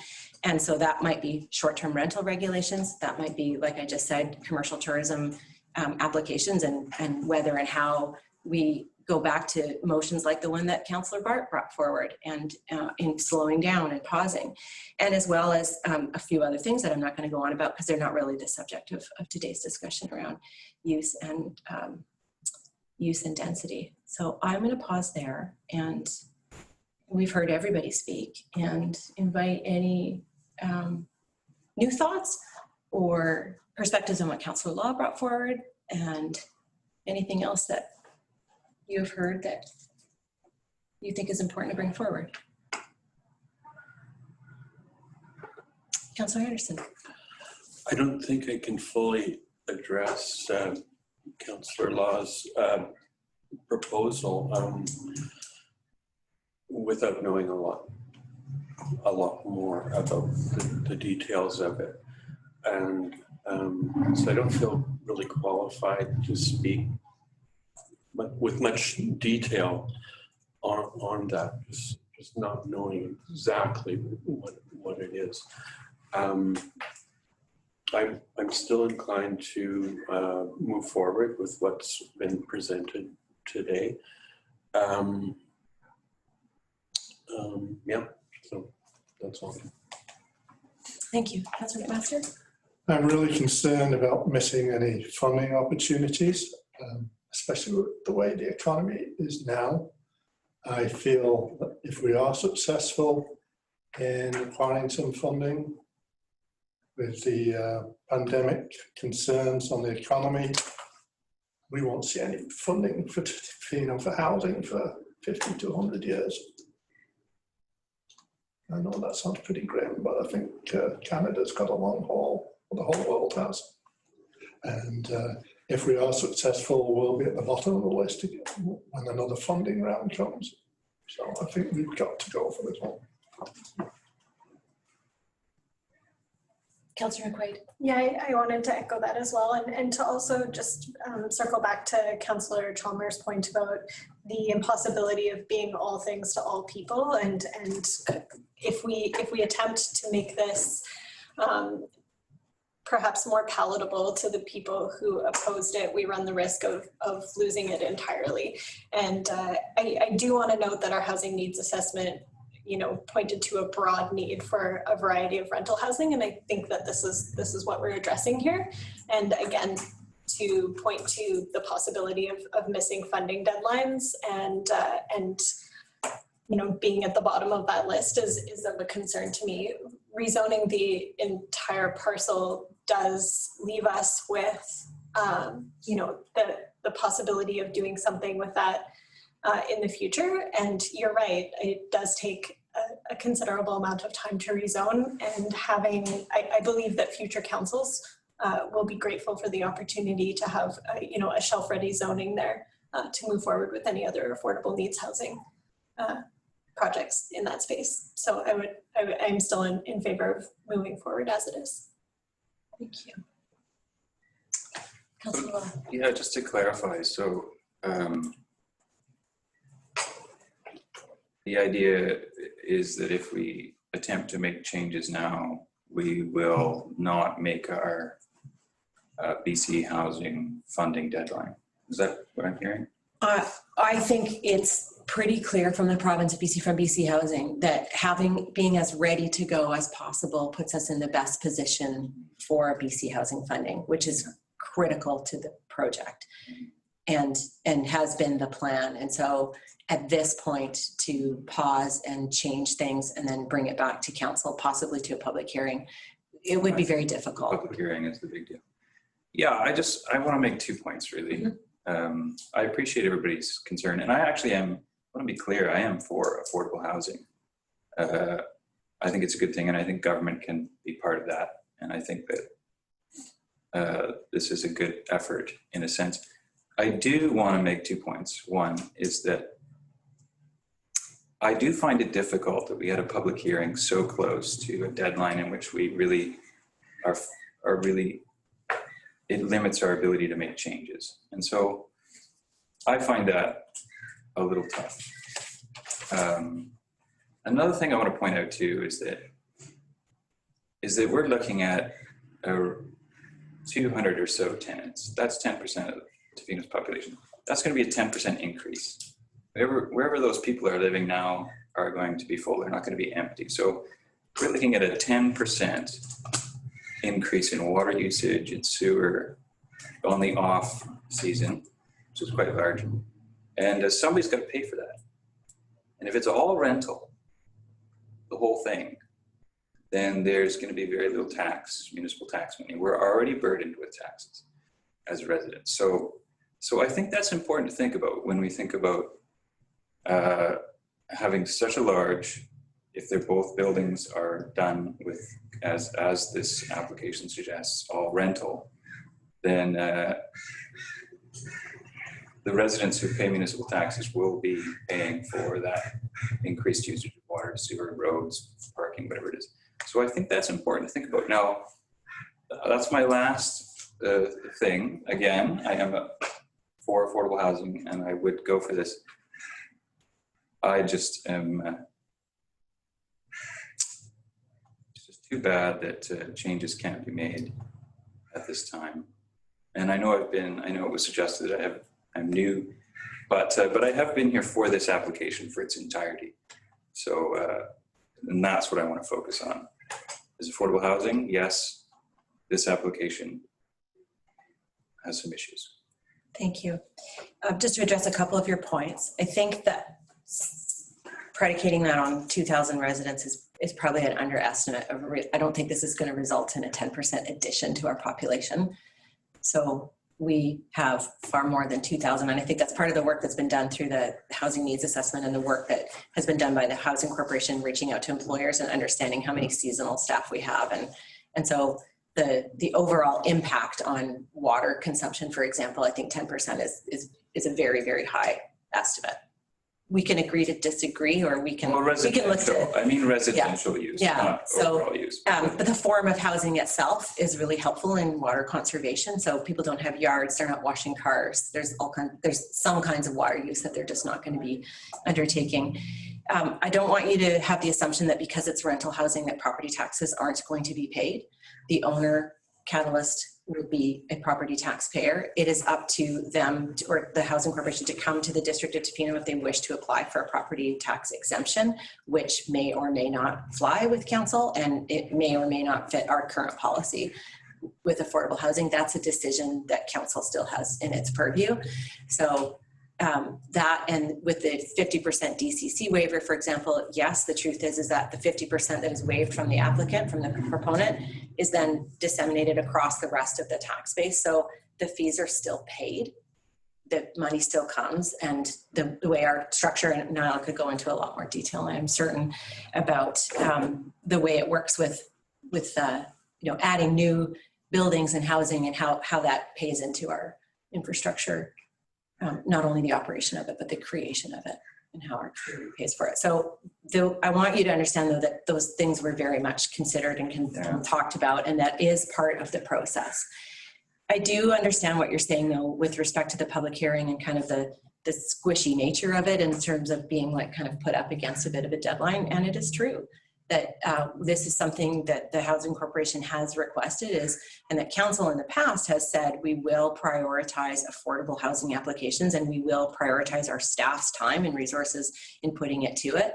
And so that's where it came to with that. Thank you. Councillor Chalmers, thank you.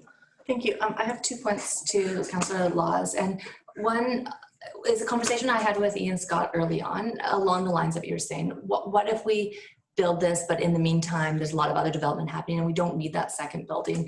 And what made me feel comfortable is that we don't need to build it. So just because we're doing this doesn't mean it needs to happen, but down the road, as town grows, we have the opportunity to be able to build it. So just because we're doing it doesn't mean we have to. And then the second point, as far as the 10% increase in population, is that I think right now there's a lot of people living in very packed houses that will be repurposed. It's not necessarily 200 new people coming to town. Like personally, I have 2 extra roommates right now, not because I want them, but because they had nowhere else to go. So if this housing was available, they're not new people coming to town. They're just people being relocated into a more comfortable living situation. I have another question about that. Yep. So this is going to pass, the other second building, lot 2, if council wanted to say move to have those units price restricted ownership, is that a possibility? Housing agreement, I'm going to look to Bob for this, but the housing agreement applies to the entire, all of the lots, correct? If we pass it that way. Maybe if I could respond to Councillor Lawless. Yeah, thank you. I don't, if we have a willing landowner and a willing council, this council or a subsequent council that says, you know, the rental need is really being met and what we need instead is X, there's absolutely no reason that the land use decision could not be revisited for what we're referring to as lot 2 right now, and look at a different form of housing there. And I'll say in my experience, typically when land sits vacant for a while like that, that gives time and space for us to for councils, for communities to take stock of, is another one of those what we need, or do we need something different? So again, I don't know what we're going to see in terms of funding approvals, but I think it's the point has been made that it would enable a future council to build an apartment building there if that's what's needed, or if we discover that something else is the right thing, then the responsible thing for that council to do, that may not be any of us, or if I definitely will be on council, may not be here as staff also, would be to, reconsider a previous land use decision if there's something better that can be done. And we, at this point, are the landowner. We're transferring the land presumably at some point in time to a subsidiary of ours, but we still have considerable influence over that subsidiary. So I think we all see the way this is going. That second piece, if it's not funded and doesn't get built, in my mind, is a door that's very far from close. Again, we're relying on a fair bit of experience with these sorts of things. Thank you. Councillor Steer. I know the discussion around the use of the land, but it's bringing up quite a bit about the discussion around growth and whether it's 2,000, whatever those numbers are. And I've been asking this through our strategic plan process and I know it's outside of the scope, but I have to bring it up, that it is incumbent upon us to have that conversation. And I wouldn't say delay, because there's been factors in that have done that, but it, to me, is one of the more critical conversations we have to have as the present council that's going to shape a lot of those. Because the little things like the 2015 housing needs assessment, which I was never very comfortable with for a variety of reasons, I've had discussions with, we need to consider the growth. You mentioned things like water and sewer. Well, there may be plenty of water to do all of this. There may not be, but it's essentially a question of volume and how the community fabric and how all the things that we call community are integrated into that conversation. And this is one component of it. And so I know it's outside the scope of this, but I think it's important, and I will continue to bring it up. As Councillor Bart used to bring up things over and over and over. I will be the broken record on this one as well. I just wanted to bring that out there, that this is not static. This is going to be an ongoing conversation, and the sooner we can have it. And I know we're addressing our strategic planning conversation again. It's been delayed through I think it's called COVID, but we will be pursuing that vigorously, and I'm going to really appreciate your inputs into that. Thank you. Thank you. No, I couldn't agree with you more, Councillor Steer. And I think, this particular rezoning application and the pandemic, together with a few other things, have really highlighted some of the things that we need to turn our minds to as council. And, I already made allusions to some of those things too, about short-term rental regulations and commercial development. And I think we're getting, at the same point here. And that's the way it works on council. We make decisions in a very narrow scope. This is what this is the box it fits into. But all of the thought processes, all of the opinions, all of the information we get comes into this much bigger piece. And I know we're working on setting up a date for our strategic planning session. And now that today we're together in a room, we're starting to know what it might feel like when we actually get to undertake that. But anyhow, back to the matter at hand. If there's anything else that anybody wishes to say, please do. Otherwise, I think we can entertain motion. I just have a question about the motion. Mm-hmm. In the presentation, staff recommendation was third and fourth reading approved, and the agenda, it just mentions third reading. I think adoption is fourth reading. Okay. Peter was using different language today. Okay. So it is the same. Councillor McQuaid? And yeah, sorry, is it read as a third time as amended, or? We did amend it. Okay, so it is amended. It's just so now it's read a third time. Third time. Okay. I'm happy to make that motion. Please go ahead. Okay. I'll move that the District of Tofino zoning amendment bylaw number 1279/2020 be read a third time. Second motion. Thank you. So moved and seconded. Any comments? Councillor Anderson. Just one last comment. I think what weighed heavily into my decision after hearing opposition and less support at the public hearing, I thought the support letter from the Tofino Long Beach Chamber of Commerce weighed heavily into my idea of supporting this.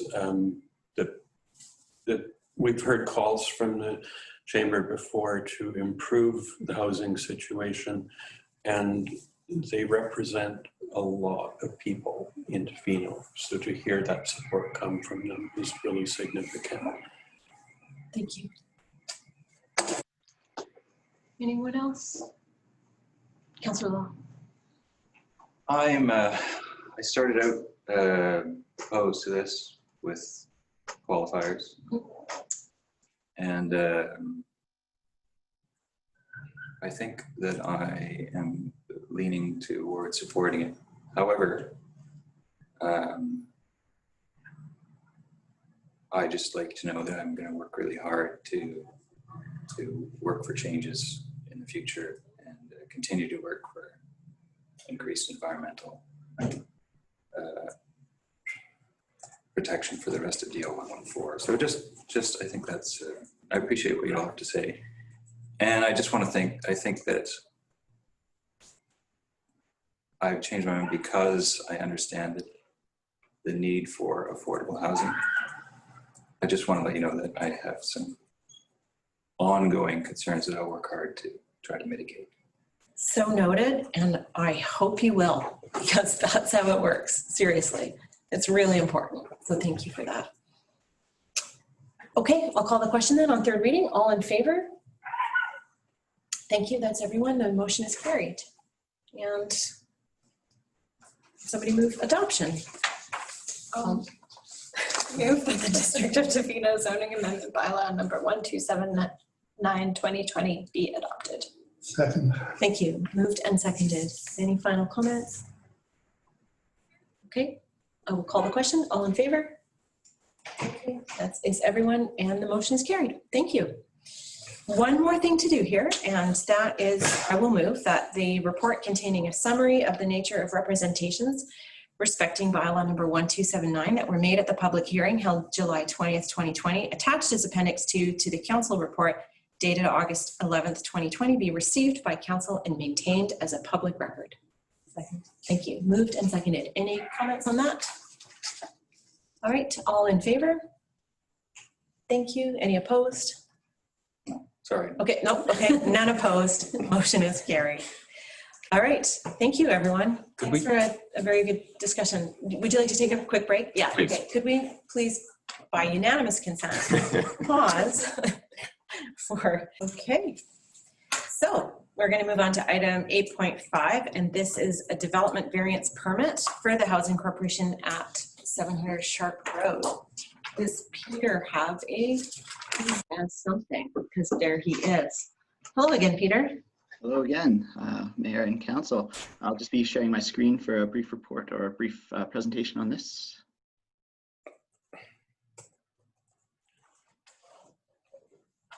So this is a development variance permit application that we've received for the property at 700 Sharp Road. So this will be our 6th development variance permit that we've considered this year. We'll be looking to vary the District of Tofino Subdivision Development Control Bylaw. The purpose of this development variance permit application would be to allow power service to the property via overhead power. Currently, our subdivision development control bylaw prescribes power to be supplied to any new development via underground ducts. However, allowing this development variance permit will permit the property to be powered, but will also avoid placing underground power and underground ducting in a fairly sensitive riparian area along the northern property line.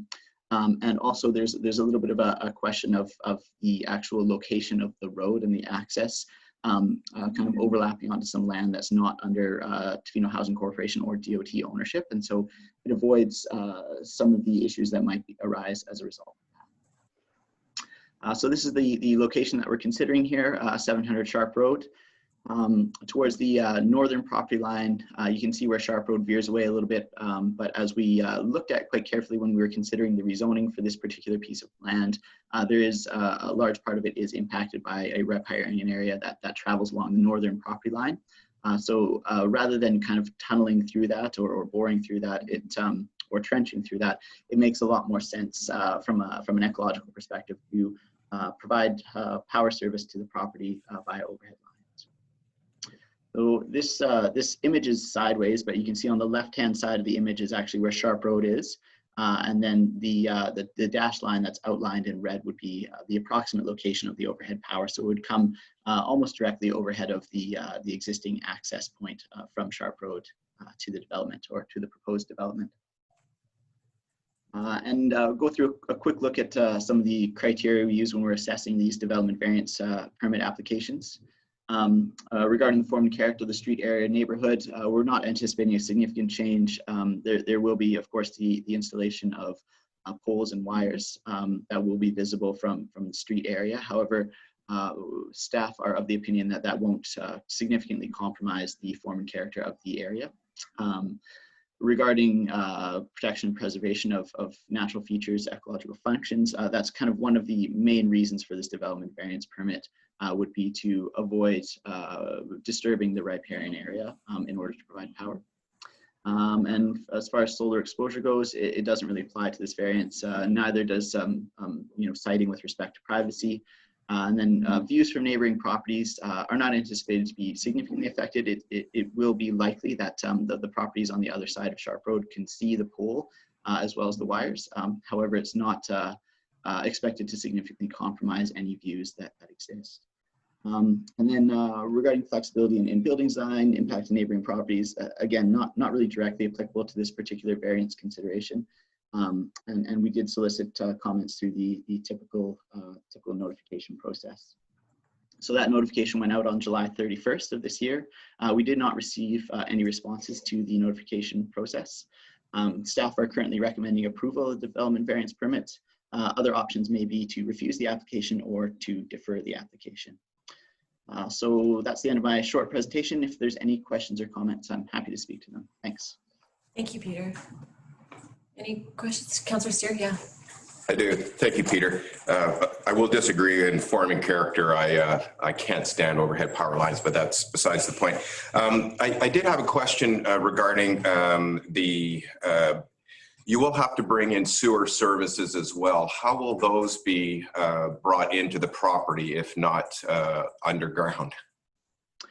So my understanding, and I might defer to our Director of Public Works to comment on this if he's listening in, but my understanding is that the proposed works are meant to go basically underneath the existing driveway that's been installed, and that would installing the underground ducting down there was not quite as feasible. So this is my understanding. However, you are correct. I do believe that sewer and water services will be installed through that area that's already been disturbed to account for the driveway. So my question obviously would follow that. Why can't we use the same As we all know, there are benefits to running for a variety of reasons to running those services underground. And I'm anticipating if ecological was the primary concern, I would be highly supportive. I'd just like to understand fully how the other services will be coming in and why they couldn't be adjoined with the power coming in. So again, I'm actually not very well versed on that particular information. Those have been considerations through the Works and Services Agreement that was developed in consultation with our Public Works Department. So this, the information that I've been given is that providing underground ducting was a bit of a challenge for the two reasons mentioned, but one of the driving forces was to avoid further compromising the riparian area. Though perhaps if Mr. Fraser Work is listening in, he may be able to comment on that, or perhaps our CAO may have more information as well. I do not have more information on that question.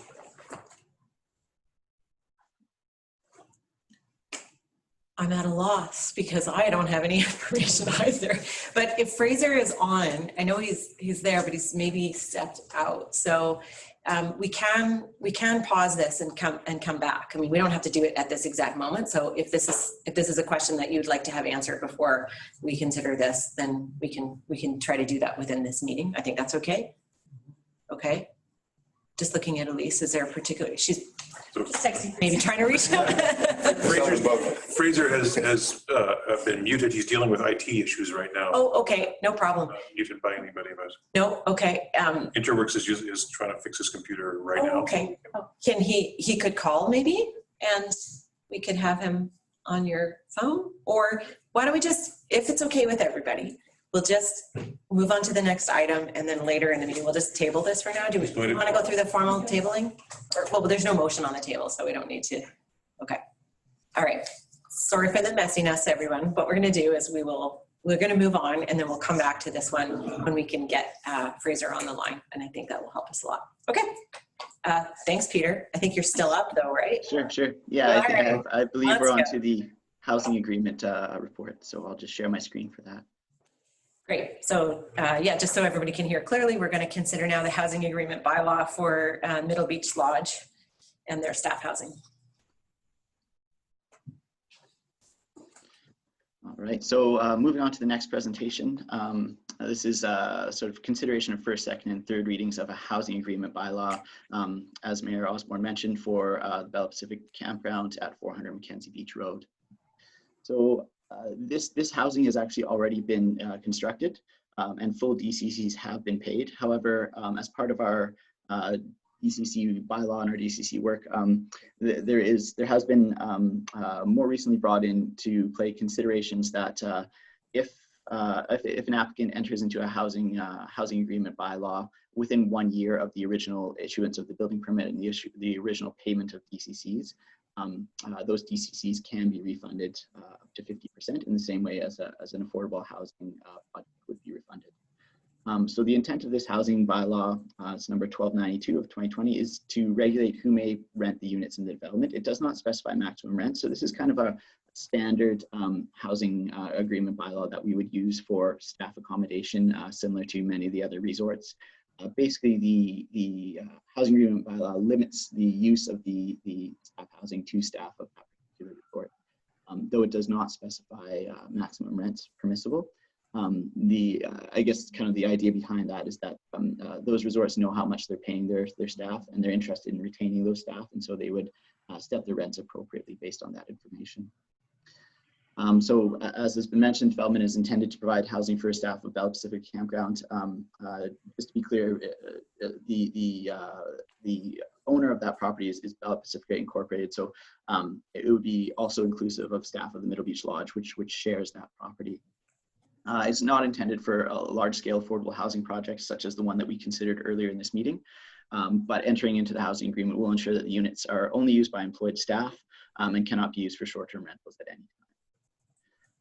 So this is bylaw 1292, and it essentially gives the district the authority to enter into the housing agreement in the form of that attached to the staff report. So the bylaw is just authorizing our mayor and CAO to enter into the agreement.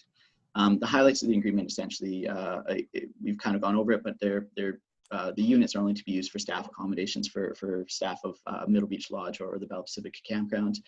Cannot be used for short-term rental of any kind.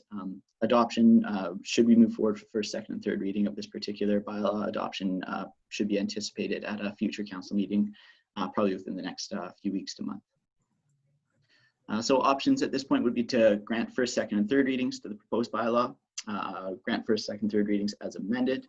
We could reject or refuse the application or otherwise deal with the application. Staff are currently recommending the first option. So again, any questions or comments? I'm happy to speak to them as best I can. Thanks, Peter. Councillor Chalmers has a question or two, I think. Hi, Peter. This might be something simple semantics, but in your report there in the presentation, it did say Bella Pacifica and Middle Beach. However, in the agreement, I could only find Middle Beach, and just the concerns that maybe down the road, it might be too prescriptive about not allowing the Bella Pacifica staff, because they're kind of separate companies but the same, and I do know they mix. So just making sure that that terminology is in the lease, is that? Yeah, that is a good point. So this agreement was actually prepared by the applicant's lawyers and then reviewed by our lawyers, Okay. and they didn't seem to have an issue with that. Okay. They kind of because the same company essentially runs both businesses. Their opinion was that, you know, an employee of one is an employee of the other, though I believe that we could potentially amend that prior to adoption, and just add, you know, the consideration for employees of Bell Pacific Campground as well within the actual text of the housing agreement, if that is something that may kind of assuage your concerns. Okay, and then this one actually knowing this now came from the applicant, but I just noticed that there was no room for partners, and would they not be allowed in then from this if? Like a spouse. Spouse, yeah. Yeah, that's an interesting point that wasn't actually brought up in my discussions with the applicant's lawyers. I think they were kind of the opinion that anybody who stayed there would be an employee. I don't know if the housing is essentially designed for partners or families. Like they're quite small individual rooms with shared cooking facilities. So I'm not sure if that was considered by the applicant, but it wasn't something that they've asked for. Again, I'm happy to defer back to them and see if that was, I don't think they would have any issue with us adding that in, but it might be worth deferring back to the applicant at that point, just to clarify. I'm hesitant to alter what's been agreed upon too much without their knowledge. Well, that's fair. I didn't realize it came from the applicant, so that makes me feel more comfortable. Thanks. Councillor McQuaid, did you have that? No. Anyone else? Can you tell me, Peter, are the campground and the lodge on two separate lots? No, they're all actually located at the lot at 400 Mackenzie Beach Road. So Okay, there's it's split zoned essentially. There's a few different zonings on that property. Single lot but split zoned. That's Okay, correct. thanks. So is it, excuse me, your recommendation that we consider the first three readings and then you can discuss this with the applicant? I want to just emphasize that I really support what Councillor Chalmers is bringing up, because again, to the tune of like 10 years later when none of us is here and potentially there's a new owner, are we just sure that it's not creating a problem for the future? Or yeah, certainly. I mean, I would note that if these are considerations, I think we've kind of talked about this before, where, you know, doing first or second reading now, it doesn't really make much of a difference. We won't be holding a public hearing for this bylaw, so we can, you know, read it 3 times and then adopt it at the next meeting. So it's, and again, these units have already been built, DCCs have already been paid, and I believe we still have a few months before the time limit is reached for the applicable refund.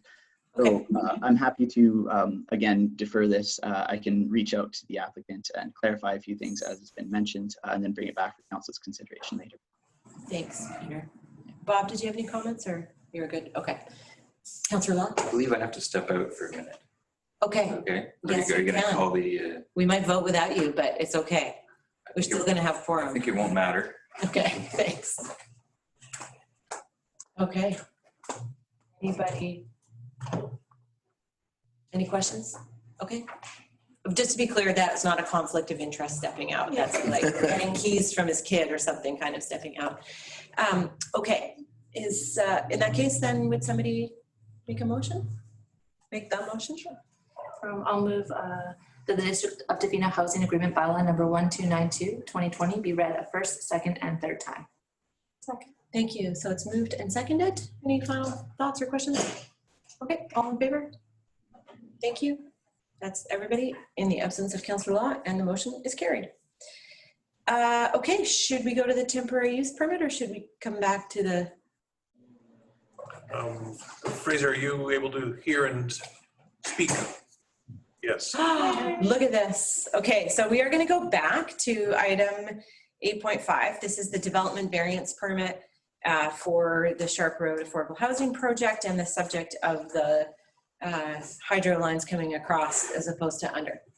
And the question for Fraser was about why, if already the driveway is being dug up and other services are being put in there, what comments you might have on that. There he is. Thanks, Council, and apologies for the glitch there. Had some problems now, Public Works getting back on track for ITU since with this morning's changes with TELUS or something that happened. I'm not really sure exactly what, but that's a work in progress. Based on the questions from Council about the Sharp Road, of course, it's technically feasible to introduce a at-grade or a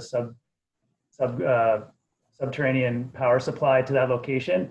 When we discussed it quite quickly under some time constraints with the developer, we realized that there was some riparian, some vegetation, and some streamside protection, as well as Mr. Thick had talked about before, some of the constraints around the right-of-way, the driveway design, and some of their other road access. That we looked at it all and very quickly and decided that it might be worthwhile just avoiding the conflicts altogether and going to an overhead, which comes with that aesthetic penalty, but potentially steers clear of some other risks. I would suggest that with more time and analysis, we could find a solution that worked for the underground power that may end up being manageable within the sort of different constraints of the vegetation and the riparian, but it would take some time to actually get that right. I think, in all honesty, I would say that the recommendation to go to the overhead power solution was taken quite quickly in the light of some of the other pressures that we were under from a sort of a review and considerations timelines. And I think with more time, we might be able to come to a better solution. All of that has to be balanced, of course, with the different priorities that are going on. So it was, I think that if council wishes us to go back and look at that, we might be able to find a more elegant solution. That being said, the resources required to do so have to be just managed carefully in accordance with our other priorities. So if it looks like a bit of a punt where we quickly took the decision for overhead, that's probably because it was. And I would say that staff were just looking at moving quickly in order to support the timelines that the developer wishes to move at and the district wishes to move at overall. So, and I'll take responsibility for that. But if council wishes for us to go back and review, I can do that with planning staff and we can report back to council as required. Thank you, Fraser. Yeah. The only other thing I would add, if I could, Your Worship, is the Housing Corporation is trying to market this project along to get a building start sooner rather than later. So there's some time in this question. There is also a question of cost that overhead power lines are cheaper and underground is less, and it's something that ends up, I don't know if it's what the effect is, but that's a cost that gets passed on to the tenants. Yeah, thank you. Councillor Stewart? Yeah, no, I understand, and I wish that may have been part of the conversation. It is much cheaper to go overhead, and when we use the ecological issue as the, I sometimes I just wanted to be sure if it was an ecological issue, then I'd certainly be supportive. I would like a review on it, and if we are going to amend bylaws that we require of other developments to run underground, there are other reasons that we run these services underground, not just aesthetic, as you know, for maintenance and other issues. We do have storms in this area that often cause problems with our power supply into property. So I personally would like that review to bring those services in underground. You are going to be bringing services services in underground, whether it be water or sewer. I most certainly would like that review on power coming into the property. Thank you. Councillor McMaster and then more.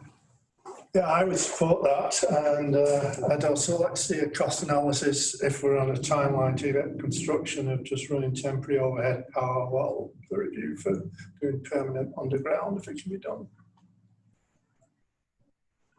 Councillor Chalmers? I support that as well, although I am a little bit unsure of the timelines. What timeline, like what would they be the detriments to this additional timeline?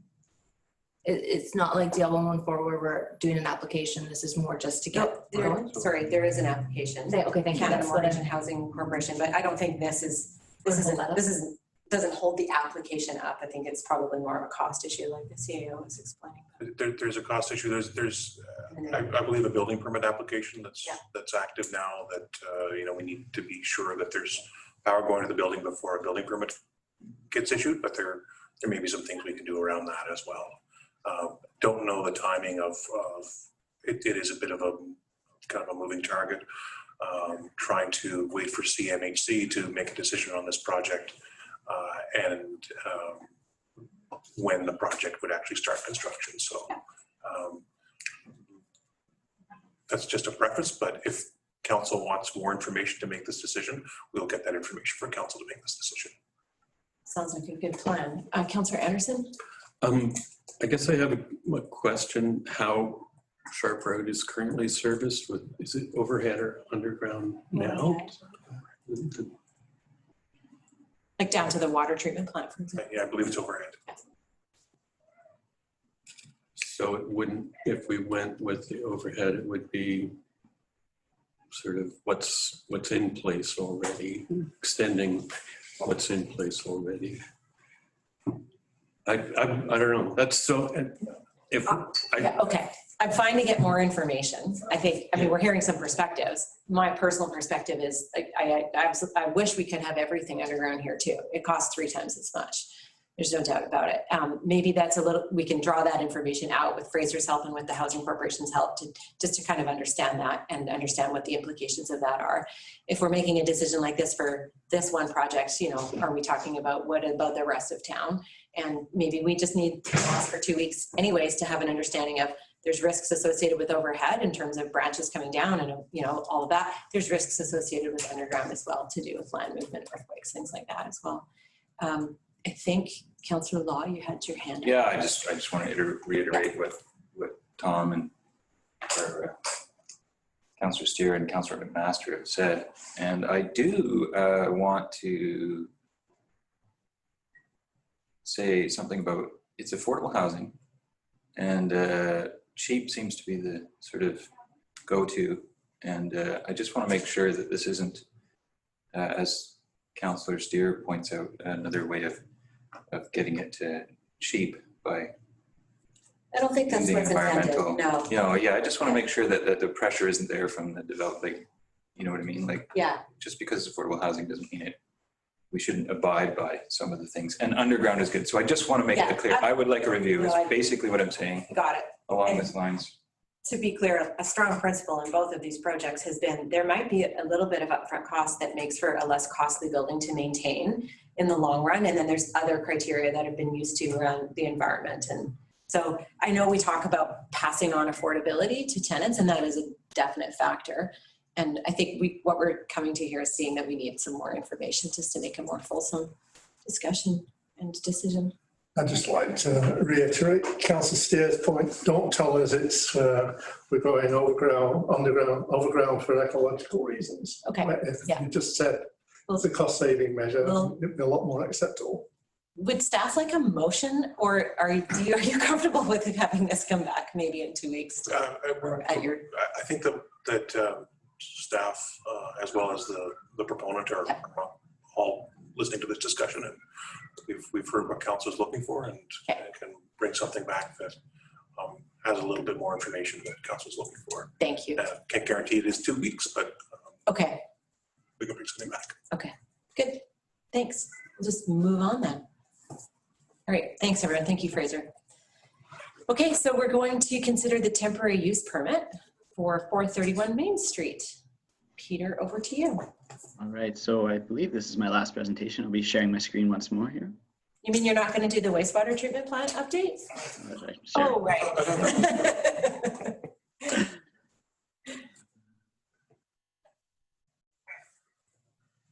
All right, so this is an application that's been received fairly recently for a temporary use permit for the property at 431 Main Street.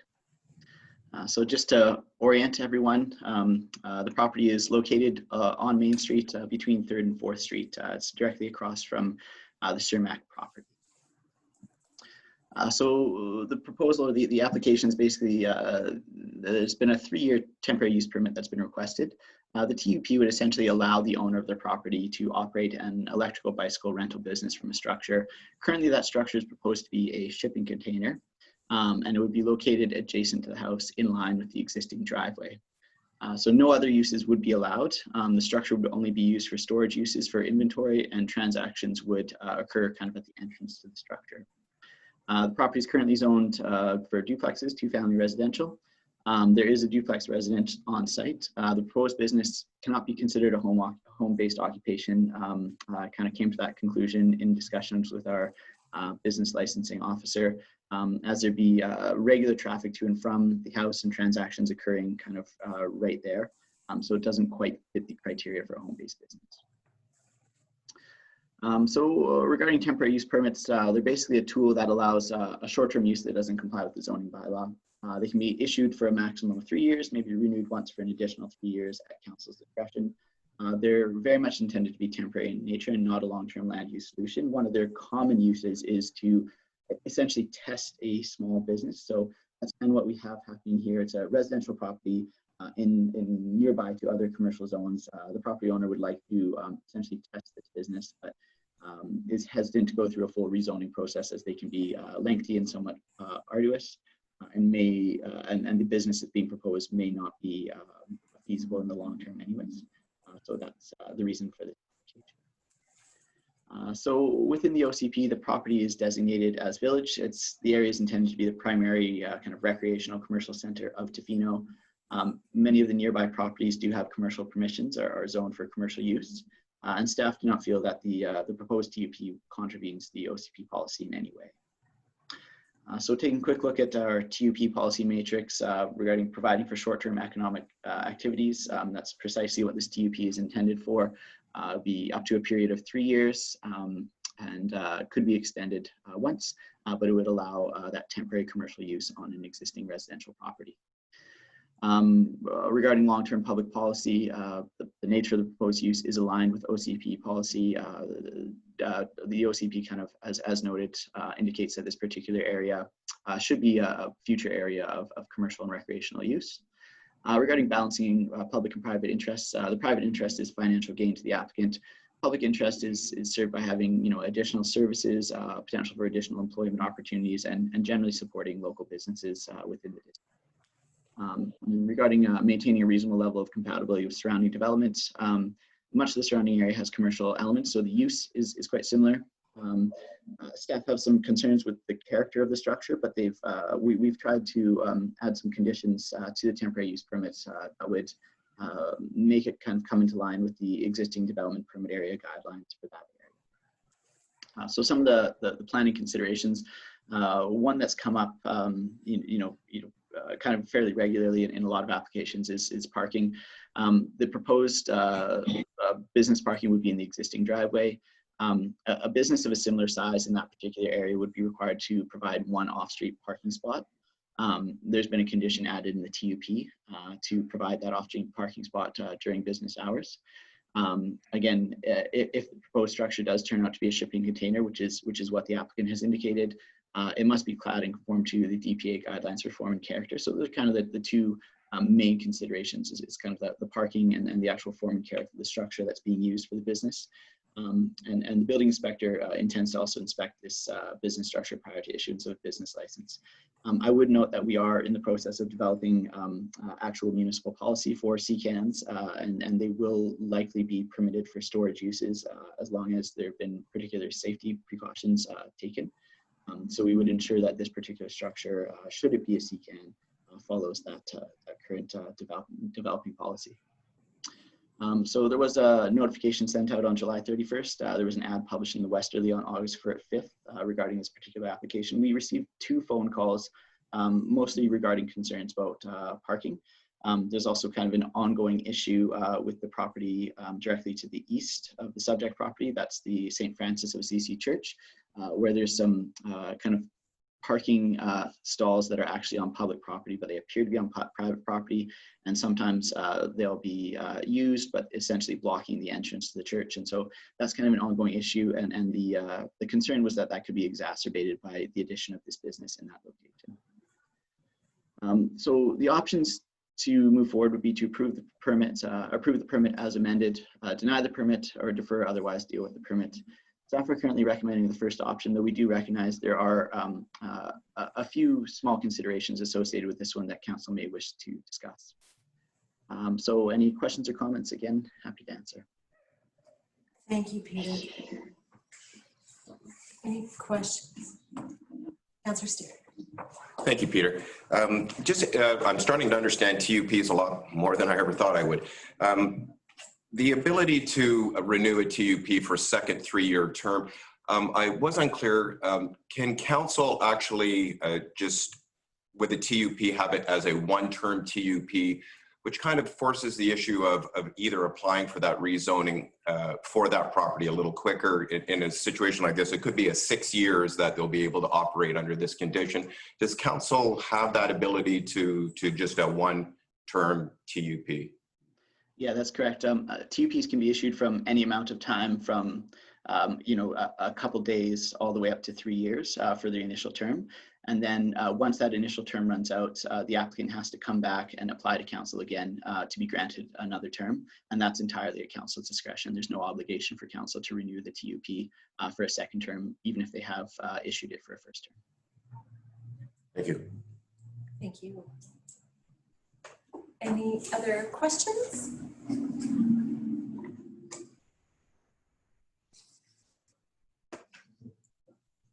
None? Okay.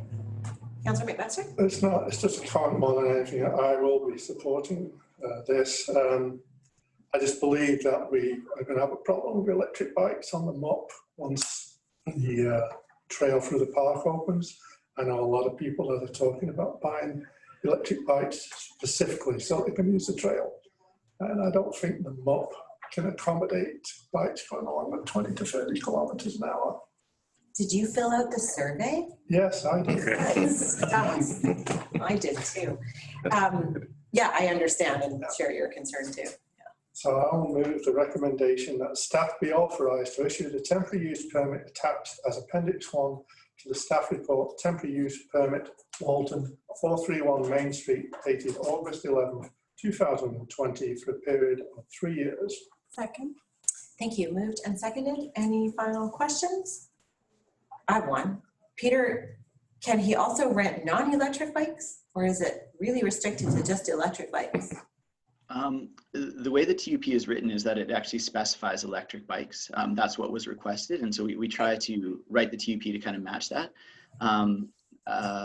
It is actually an interesting point. I would say the intent of the TUP is electric bikes only, but perhaps if you were legally inclined, you may be able to pick apart the language to somehow make it seem that regular bikes could be rented as well. But currently, the intent is only for electric bikes to be rented. And if he requests it in a year, could it be amended to permit e-bike or non-e-bikes? I mean, they're almost the same thing, but. Yeah, you're correct. A TUP amendment, I believe, is possible. I don't know the exact process, but it would likely be similar to issuing a TUP. We would probably have to go through a notification process and bring it forward for council's consideration. So I'm not entirely sure how that would work, but I do believe it is possible. Okay, thanks. Yeah, I would just want to note to the applicant that, I mean, to my way of thinking, I wouldn't want to be restrictive to e-bikes only. I think it's a great idea. Okay, any other questions? Okay, then we'll vote. All in favor? Thank you. That's unanimous and the motion is carried. Happy biking. All right, We are going to now receive an update from Bob, our CAO, about the wastewater treatment plant. Yeah, anyway, it's all good. See you later.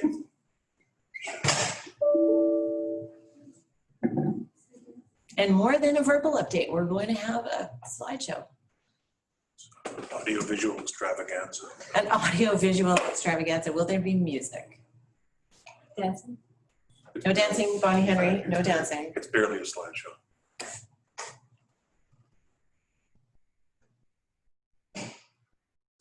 So here's a procedural question.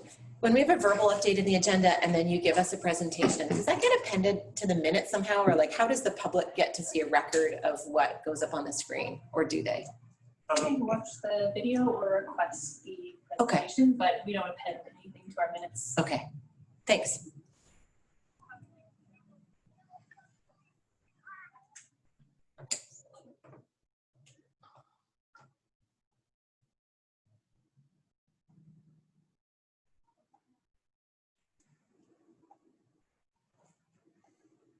Peter Thick is going to give this presentation, the appearance of the screen.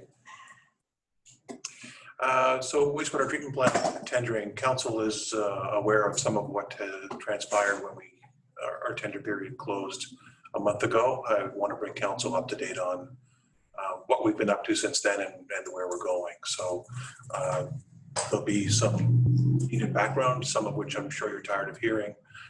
Really brief overview of what the design looks like, the tendering process that we did follow, and again, very briefly. Some of the research that we've done to date, some of what we've found out, and the work that we want to do over the next couple of months. We'll go into a bit of a description of that. And of course, there'll be an opportunity for comments, questions at the end. But if there's anything that's not clear along the way, now that we're all in the same room, please feel free to stop me and I can clarify for you. So the district retained WSP, or as they were at the time, Opus, in 2017 to design a conveyance system for the wastewater treatment and a new wastewater treatment plant, as well as an outfall and a residuals handling facility. And it was a significant contract, in excess of $1.5 million. 83% of that was funded by the provincial and federal governments. In addition to that contract, as we got into it, we thought it would be advisable to have cost consultants, quantity surveyors weigh in at two different occasions on what the wastewater treatment plant and conveyance system costs would be. So the parameters, our design population, 10,800, a maximum and we anticipate that for being like a 20-year time horizon. So in 2040, including the park reserve, as well as First Nations communities as Esthawista, Opitsit, and Tla-o-qui-aht. And an unusual thing about our system, higher than usual biological oxygen demand, higher than usual suspended solids.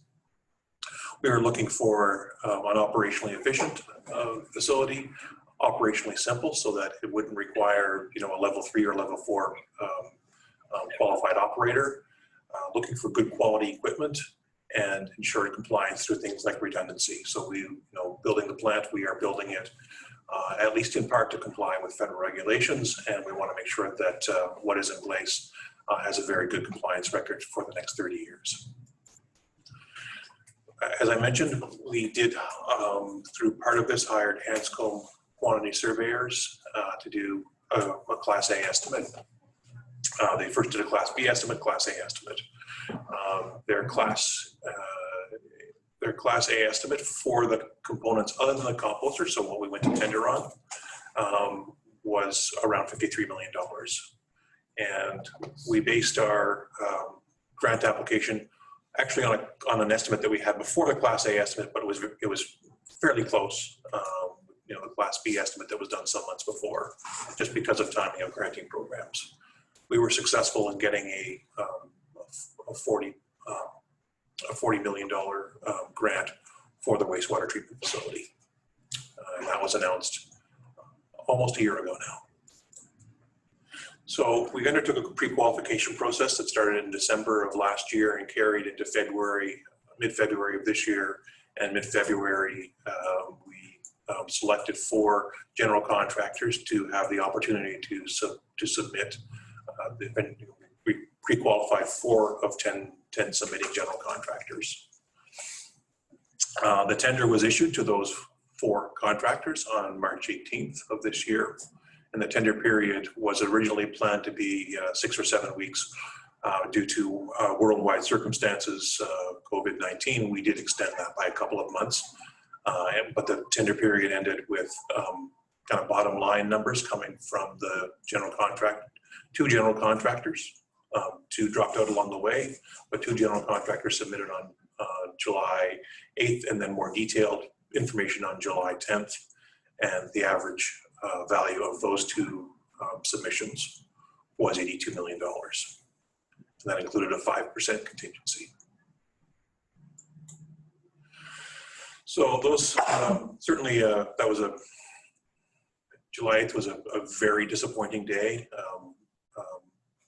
We received proposals that were more than 50% above what we were expecting, based on the information that had been generated approximately a year prior and had a small amount of escalation built into it.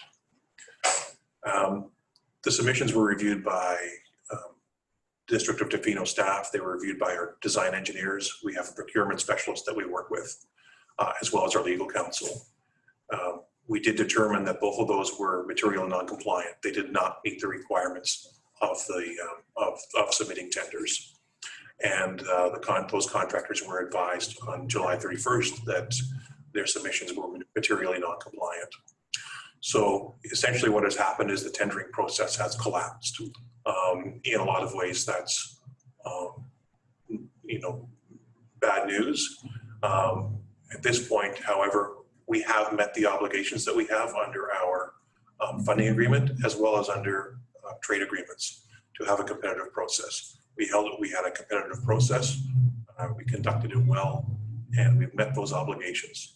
So we now have a little more freedom to look at some other processes for trying to get this project delivered.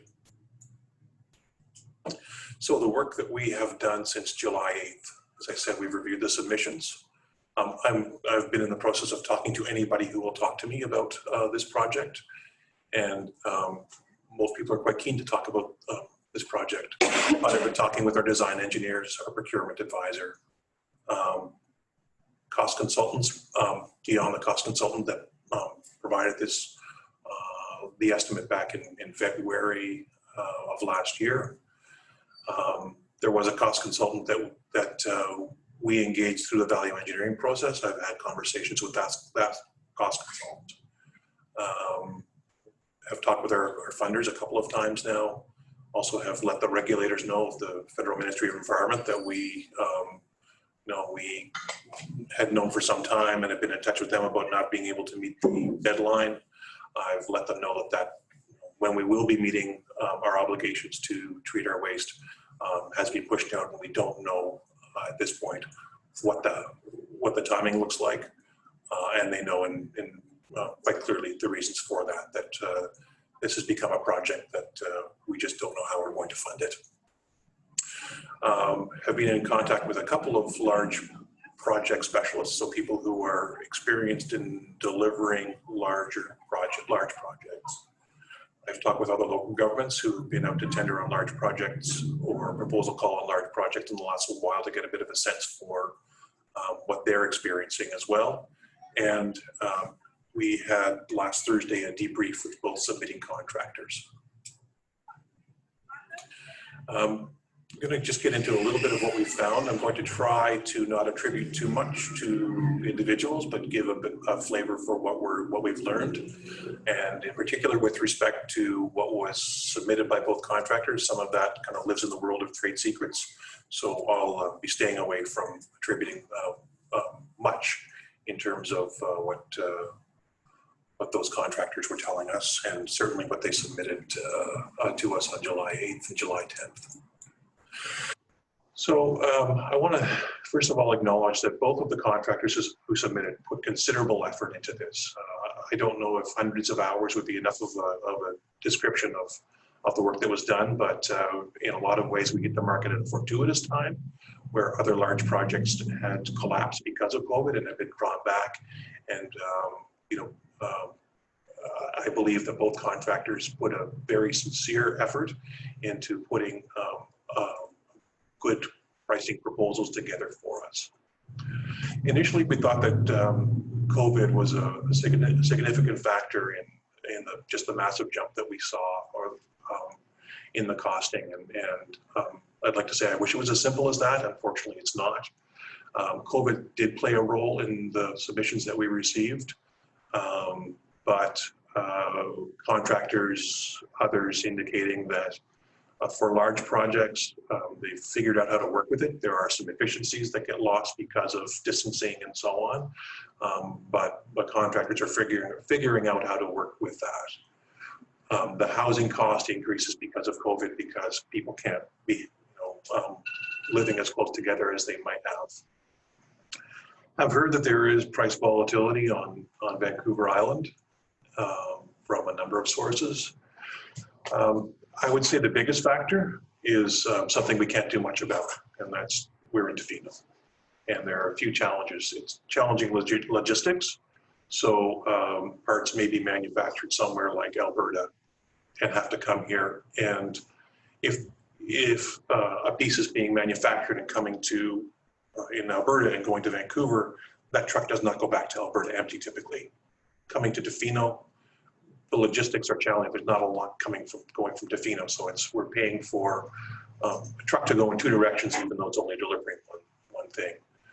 And then it's miles, it's ferries, it's not the easiest road to get in on. And certainly we heard from some of the contracting world that coming in by barge is a possibility that may help reduce those costs, and that has been considered along the way as well. The work that's being done is fairly specialized work, so pipe fitting, very sophisticated concrete placement, that kind of work, and that workforce is just not available locally.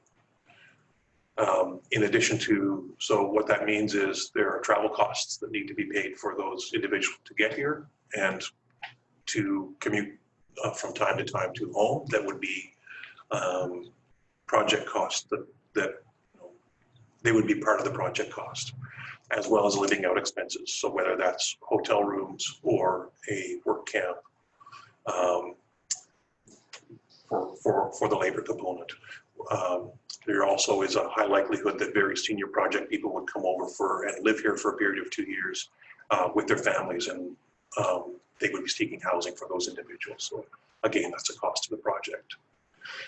And then, yeah, very limited local suppliers. So as I was mentioning, supply chain challenges.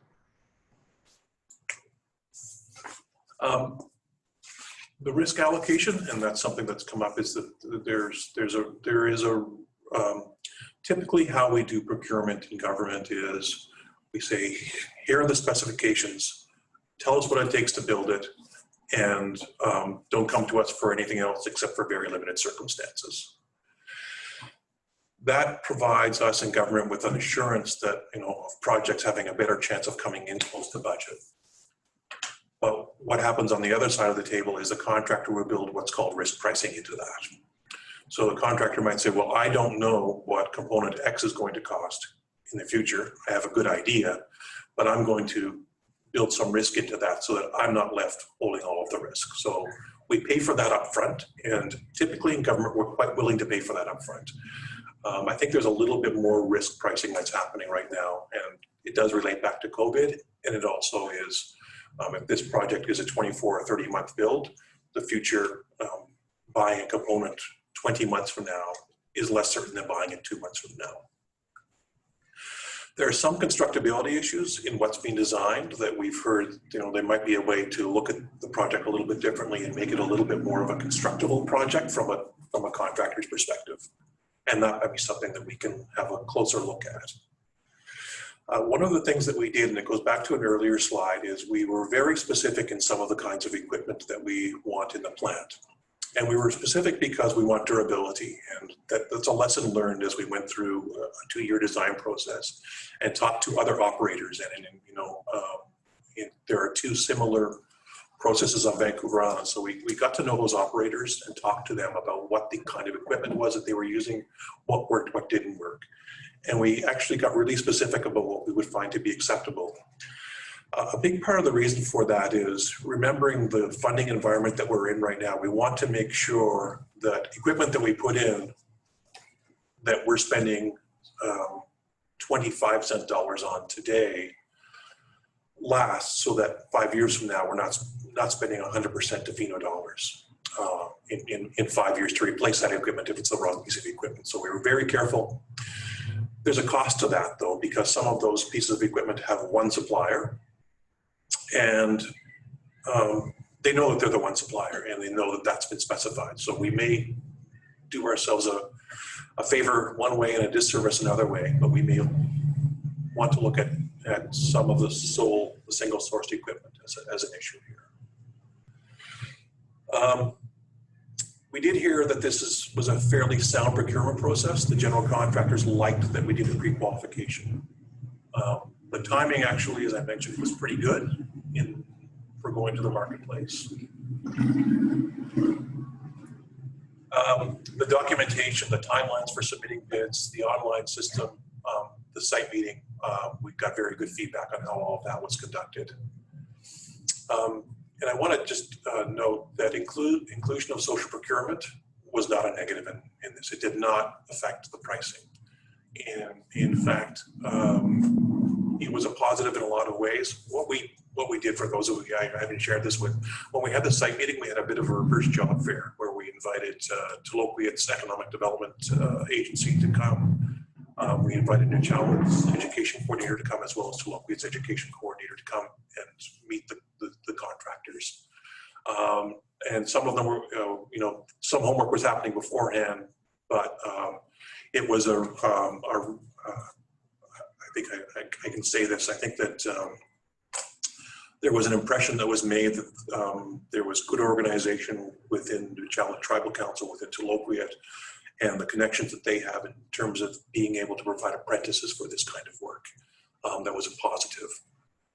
And the contractors acknowledge that anytime they can find somebody locally, that's a positive, and that's somebody they don't have to find housing for, they don't have to pay travel expenses for. So I would say the social procurement that we attempted to do did not have a negative effect in me, have had a positive effect, and that was actually one of the few silver linings in the last couple of weeks for us. So what's next? Oh, first the reality. You know, this is the day when I tell you this is not a $55 or a $60 million project unless we completely redesign the project and deliver wastewater treatment in a very different way. And I don't know that there's a $60 million project out there. So this is something that costs more than what we were anticipating it would cost. And we're continuing to talk with our funders about how we crack that nut.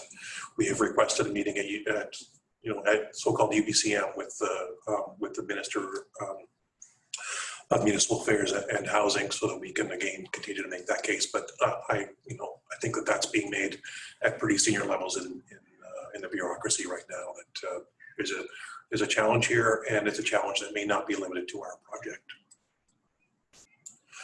So what are we doing? As I mentioned, we're continuing to work with our funders, letting them know what we're finding out and trying to see what solutions are out there that can be explored. We want to engage not a construction contractor, but a sort of a third party with experience in procurement and project delivery to do a few things. Round out the review of the procurement process. There might be questions that we asked in debriefing, or questions that we ought to have asked that we didn't ask. And there might be things that a general contractor would say to somebody else that they would not say to me or to the design engineers. We want to develop a risk matrix in a project of this size, typically a risk matrix or I forget the other term for it, but a risk register is developed so that you really do understand what the risks are.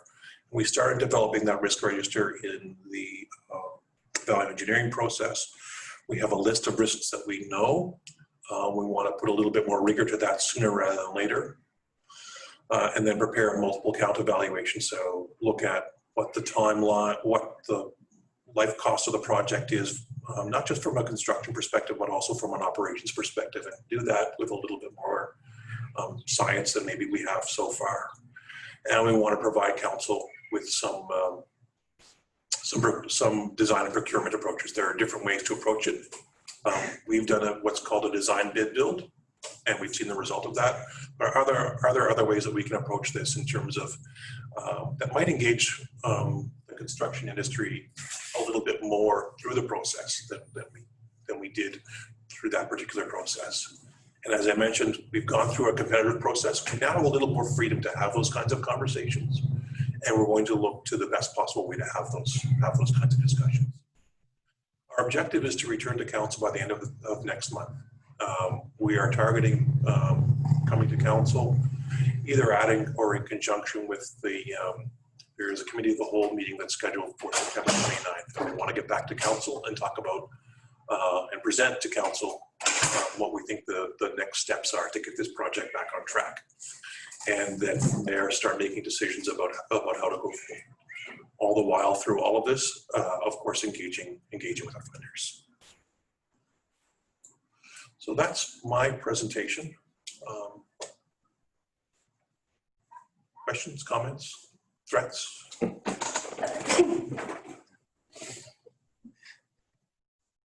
Well, I guess the threat's back on you because you had said at one point you were going to see this project through to completion before you would consider retirement. So I suspect there's going to be a longer time frame in your appearances before it. So that being said, thank you, Bob. I mean, obviously one of the largest disappointments we could see moving forward. I was interested in, one of the things that was flagged that you said was probably one of the biggest factor was our location. And, I'm sure that those discussions in the cost estimate were very upfront. And I know how it right now is putting in their wastewater. I know it's a completely different scale and a very different project, but nonetheless, their location is significantly compromising as well, one might say.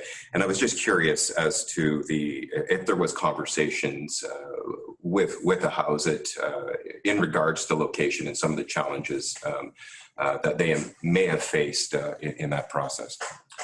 So two comments on that. First, our cost consultant that we engaged during the design process did add a location factor. So they looked at what materials and labor cost and added a location factor. And off the top of my head, I believe they grossed everything up by 17%. So if it's done in Nanaimo, it's this. If it's done in Tofino, it's that plus 17%.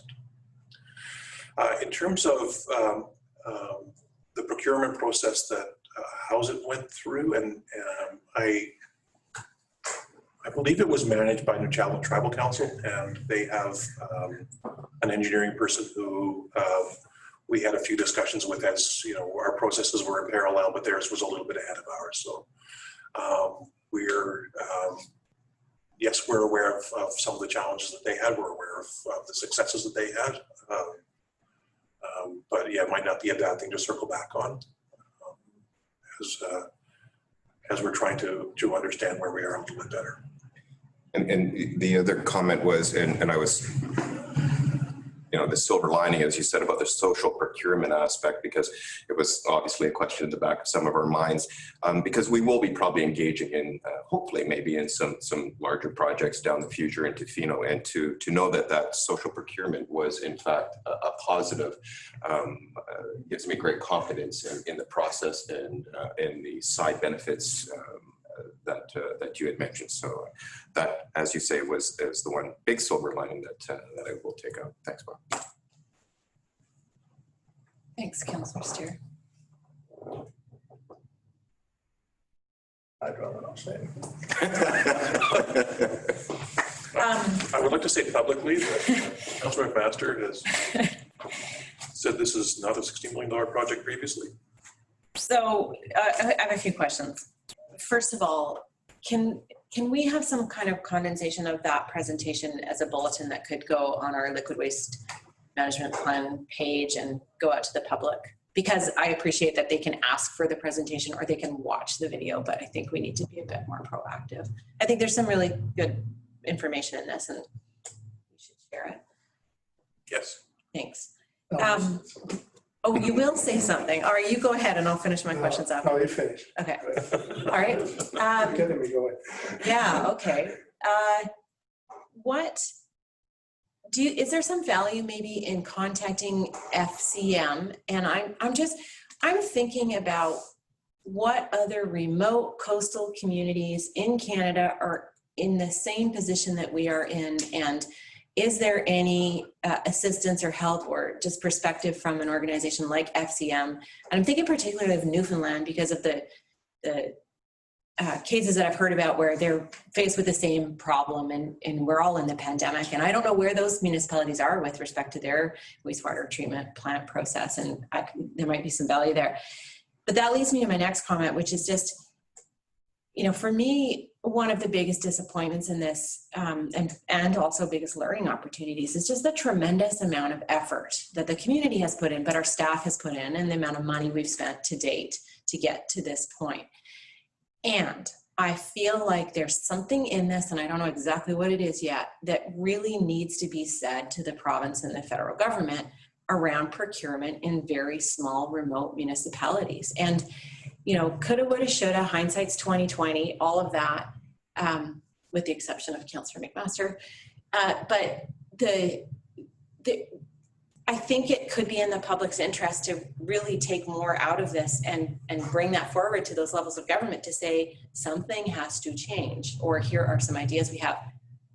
That being said, I don't know how much more time we want to spend. I mean, how much, you know, does Tofino want to take this on as something that's in the public interest or Canadians' interest to say there's a better way to spend public money and undertake these really important projects? So I don't have I'm just curious as your perspective on that and others.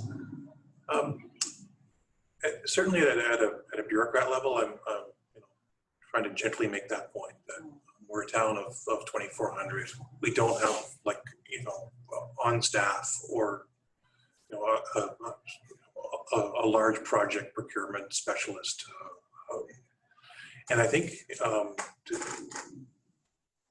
as this project went along, perhaps there was a point where we should have said, this is large and turning into something that's beyond us. And that's, you know, that's maybe something that someone other than me should be evaluating. That you know, maybe at some point along the way we ought to have taken that step back and gone, this is a big project, and should we be looking at this in a different way? In terms of other remote communities, Bamfield or somewhere in the Bamfield area has gone out for a wastewater treatment plant, and it's come in 50% beyond their budget.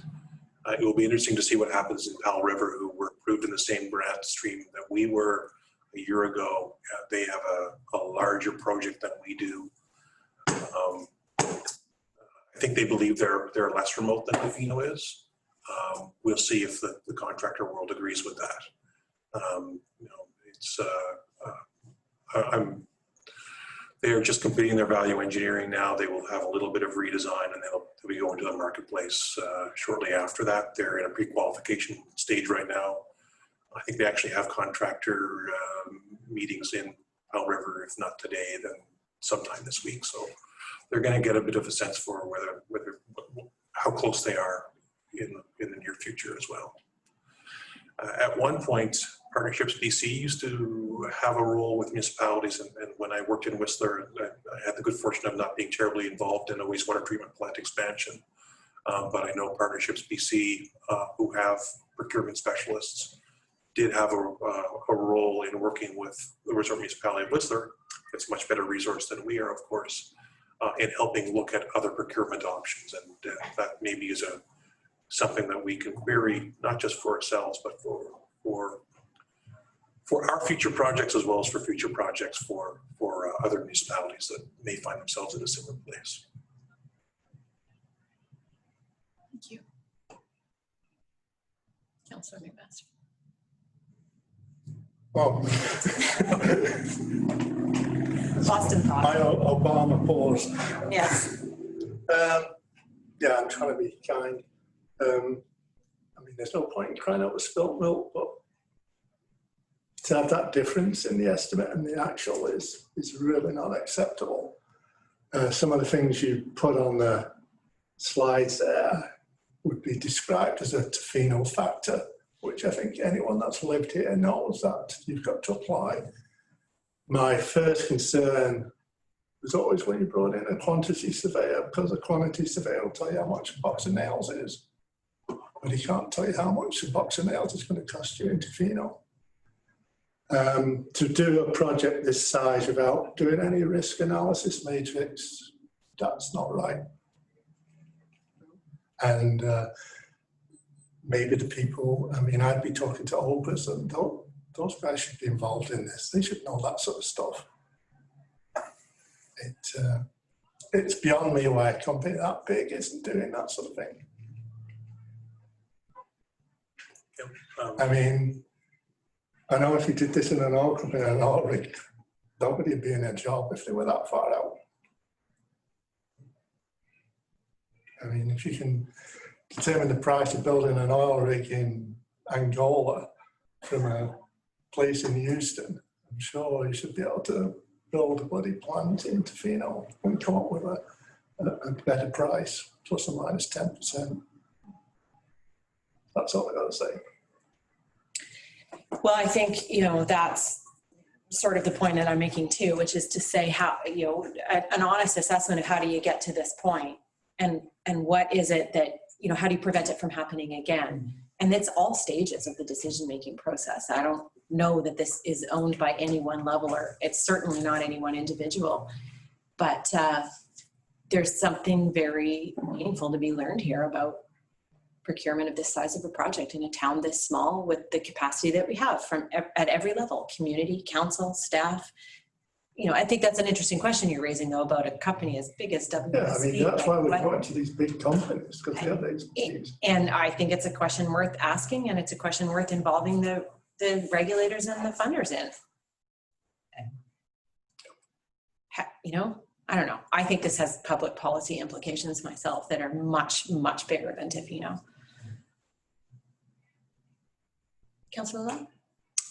Yeah, I think just want to make a point, and a little general point goes back to what Councillor Steer said earlier about growth. We're encouraging growth, we're promoting growth, we're preparing for it, and we really are showing our hand that we're ill-equipped and underfunded in many ways. And I think this is kind of like a warning light. This is what we need, and this is what it costs, and we can't manage it. You know, it's just something to think about, like, as we go forward. Yeah, I personally think it's more to do with our size and our rate of growth. But or size, okay. Yeah, I think, yeah. You're not going to design a plant internally. You're going to go to. We have to go to the market. Yeah. In the market, that's got the expertise. And to me, if it's Opus, you've got to be pointing fingers at those guys. If I could just, and I don't want to disagree with anything that's being said there, to just, if I can circle back to Councillor Law's question. I think that our current design population is between 7,000 and 8,000 when we include the park, when we include First Nations, when we include visitors, when we include second homeowners being here. When we, you know, it's designed for right now, and that's has a contribution of between 7,000 and 8,000 is my recollection. So it actually isn't a lot of, you know, we weren't looking at 5% per year. We were looking at more in the order of 2% per year. But I think your point that what being made, I think, around the table is procurement of significant infrastructure is something that is pretty serious business. And as small local governments, if we're not even planning for growth, but we're all was going to say we're all getting older. Our municipalities are all getting older, and the stuff that we have buried in the ground is getting older, and there's going to be significant replacement, not just Tofino, but across British Columbia over the next 20 years. How do we do that well? And that's, I agree with Mayor Osborne. There's a significant public policy question. There are towns smaller than us that are going to be faced with significant projects, and how does that happen in a way that's most responsible?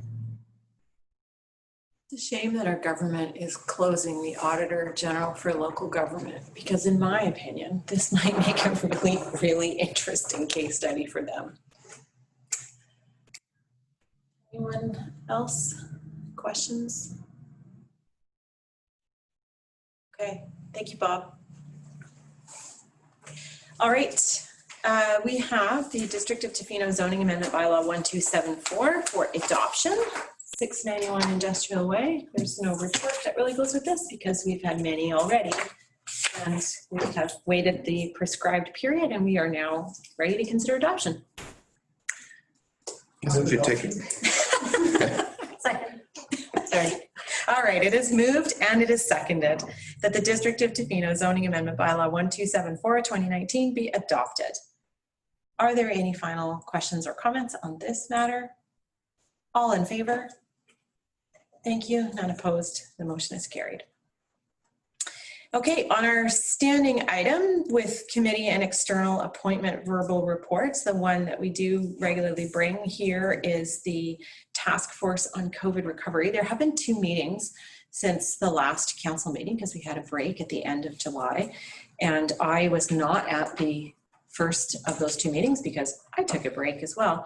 But Councillors McQuaid and Steer were there, and Councillor Chalmers was able to sit in on that meeting. So I won't make any comments on that meeting. We did have a second meeting most recently, and this is where I do want to make some comments and then kind of open it up and invite the others that were there to say.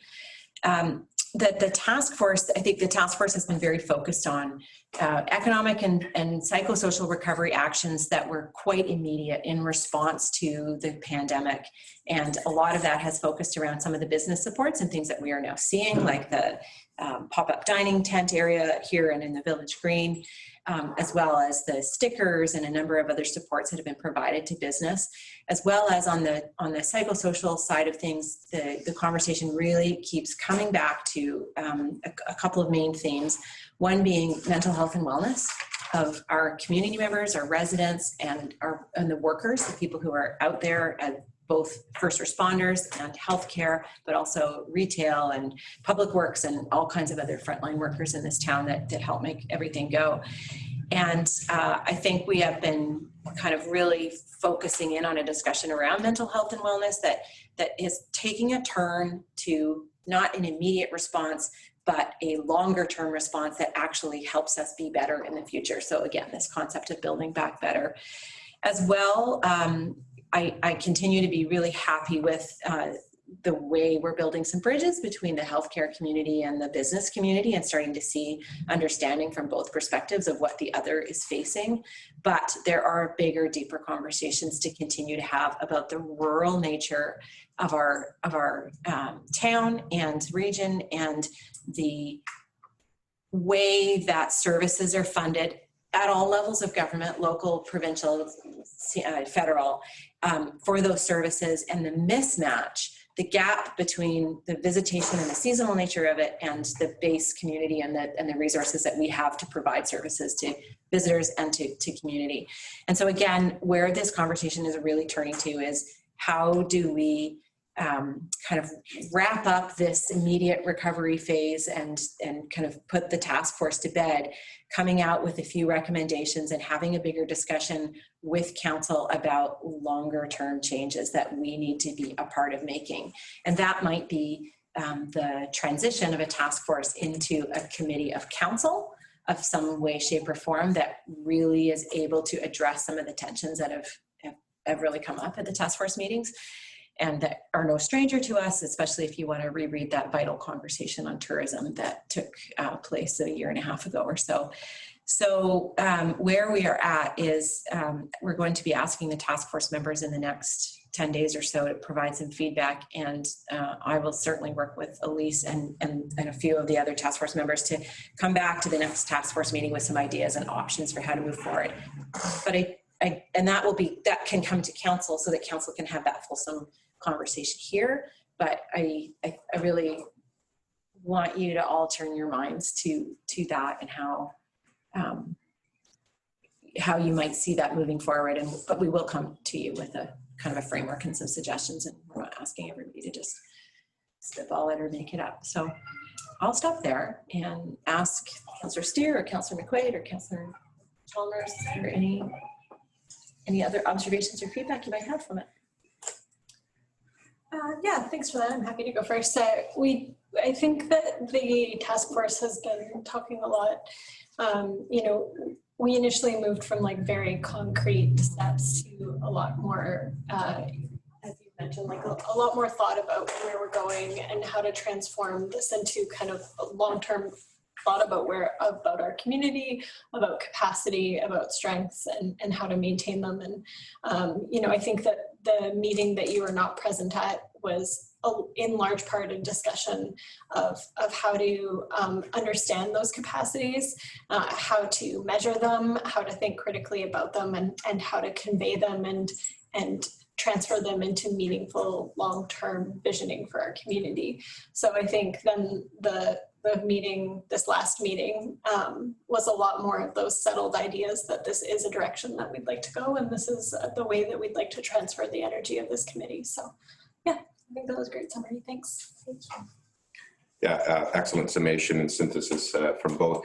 And the only thing that I would add is that it's become apparent that, you know, COVID is what shone the light on these issues that have been in the community long before COVID came. And if there was another silver lining of anything, that COVID has shone that light, and that this group you know, is addressing him. And I think there will be some actions in the long term moving forward. And I hope that councils will participate in a committee of the whole or what have you to really flush this out. And I'm feeling very positive from all the participants that have been involved. And I think people are now looking for the next steps. And I think that's hopefully Elise and Mayor Osborne will have a good framework for us to work from. Anything you want to add? Yeah, it was interesting for me because I hadn't been in any previous ones, and I wasn't at the follow-up, so I felt a bit more just as a watcher, I guess.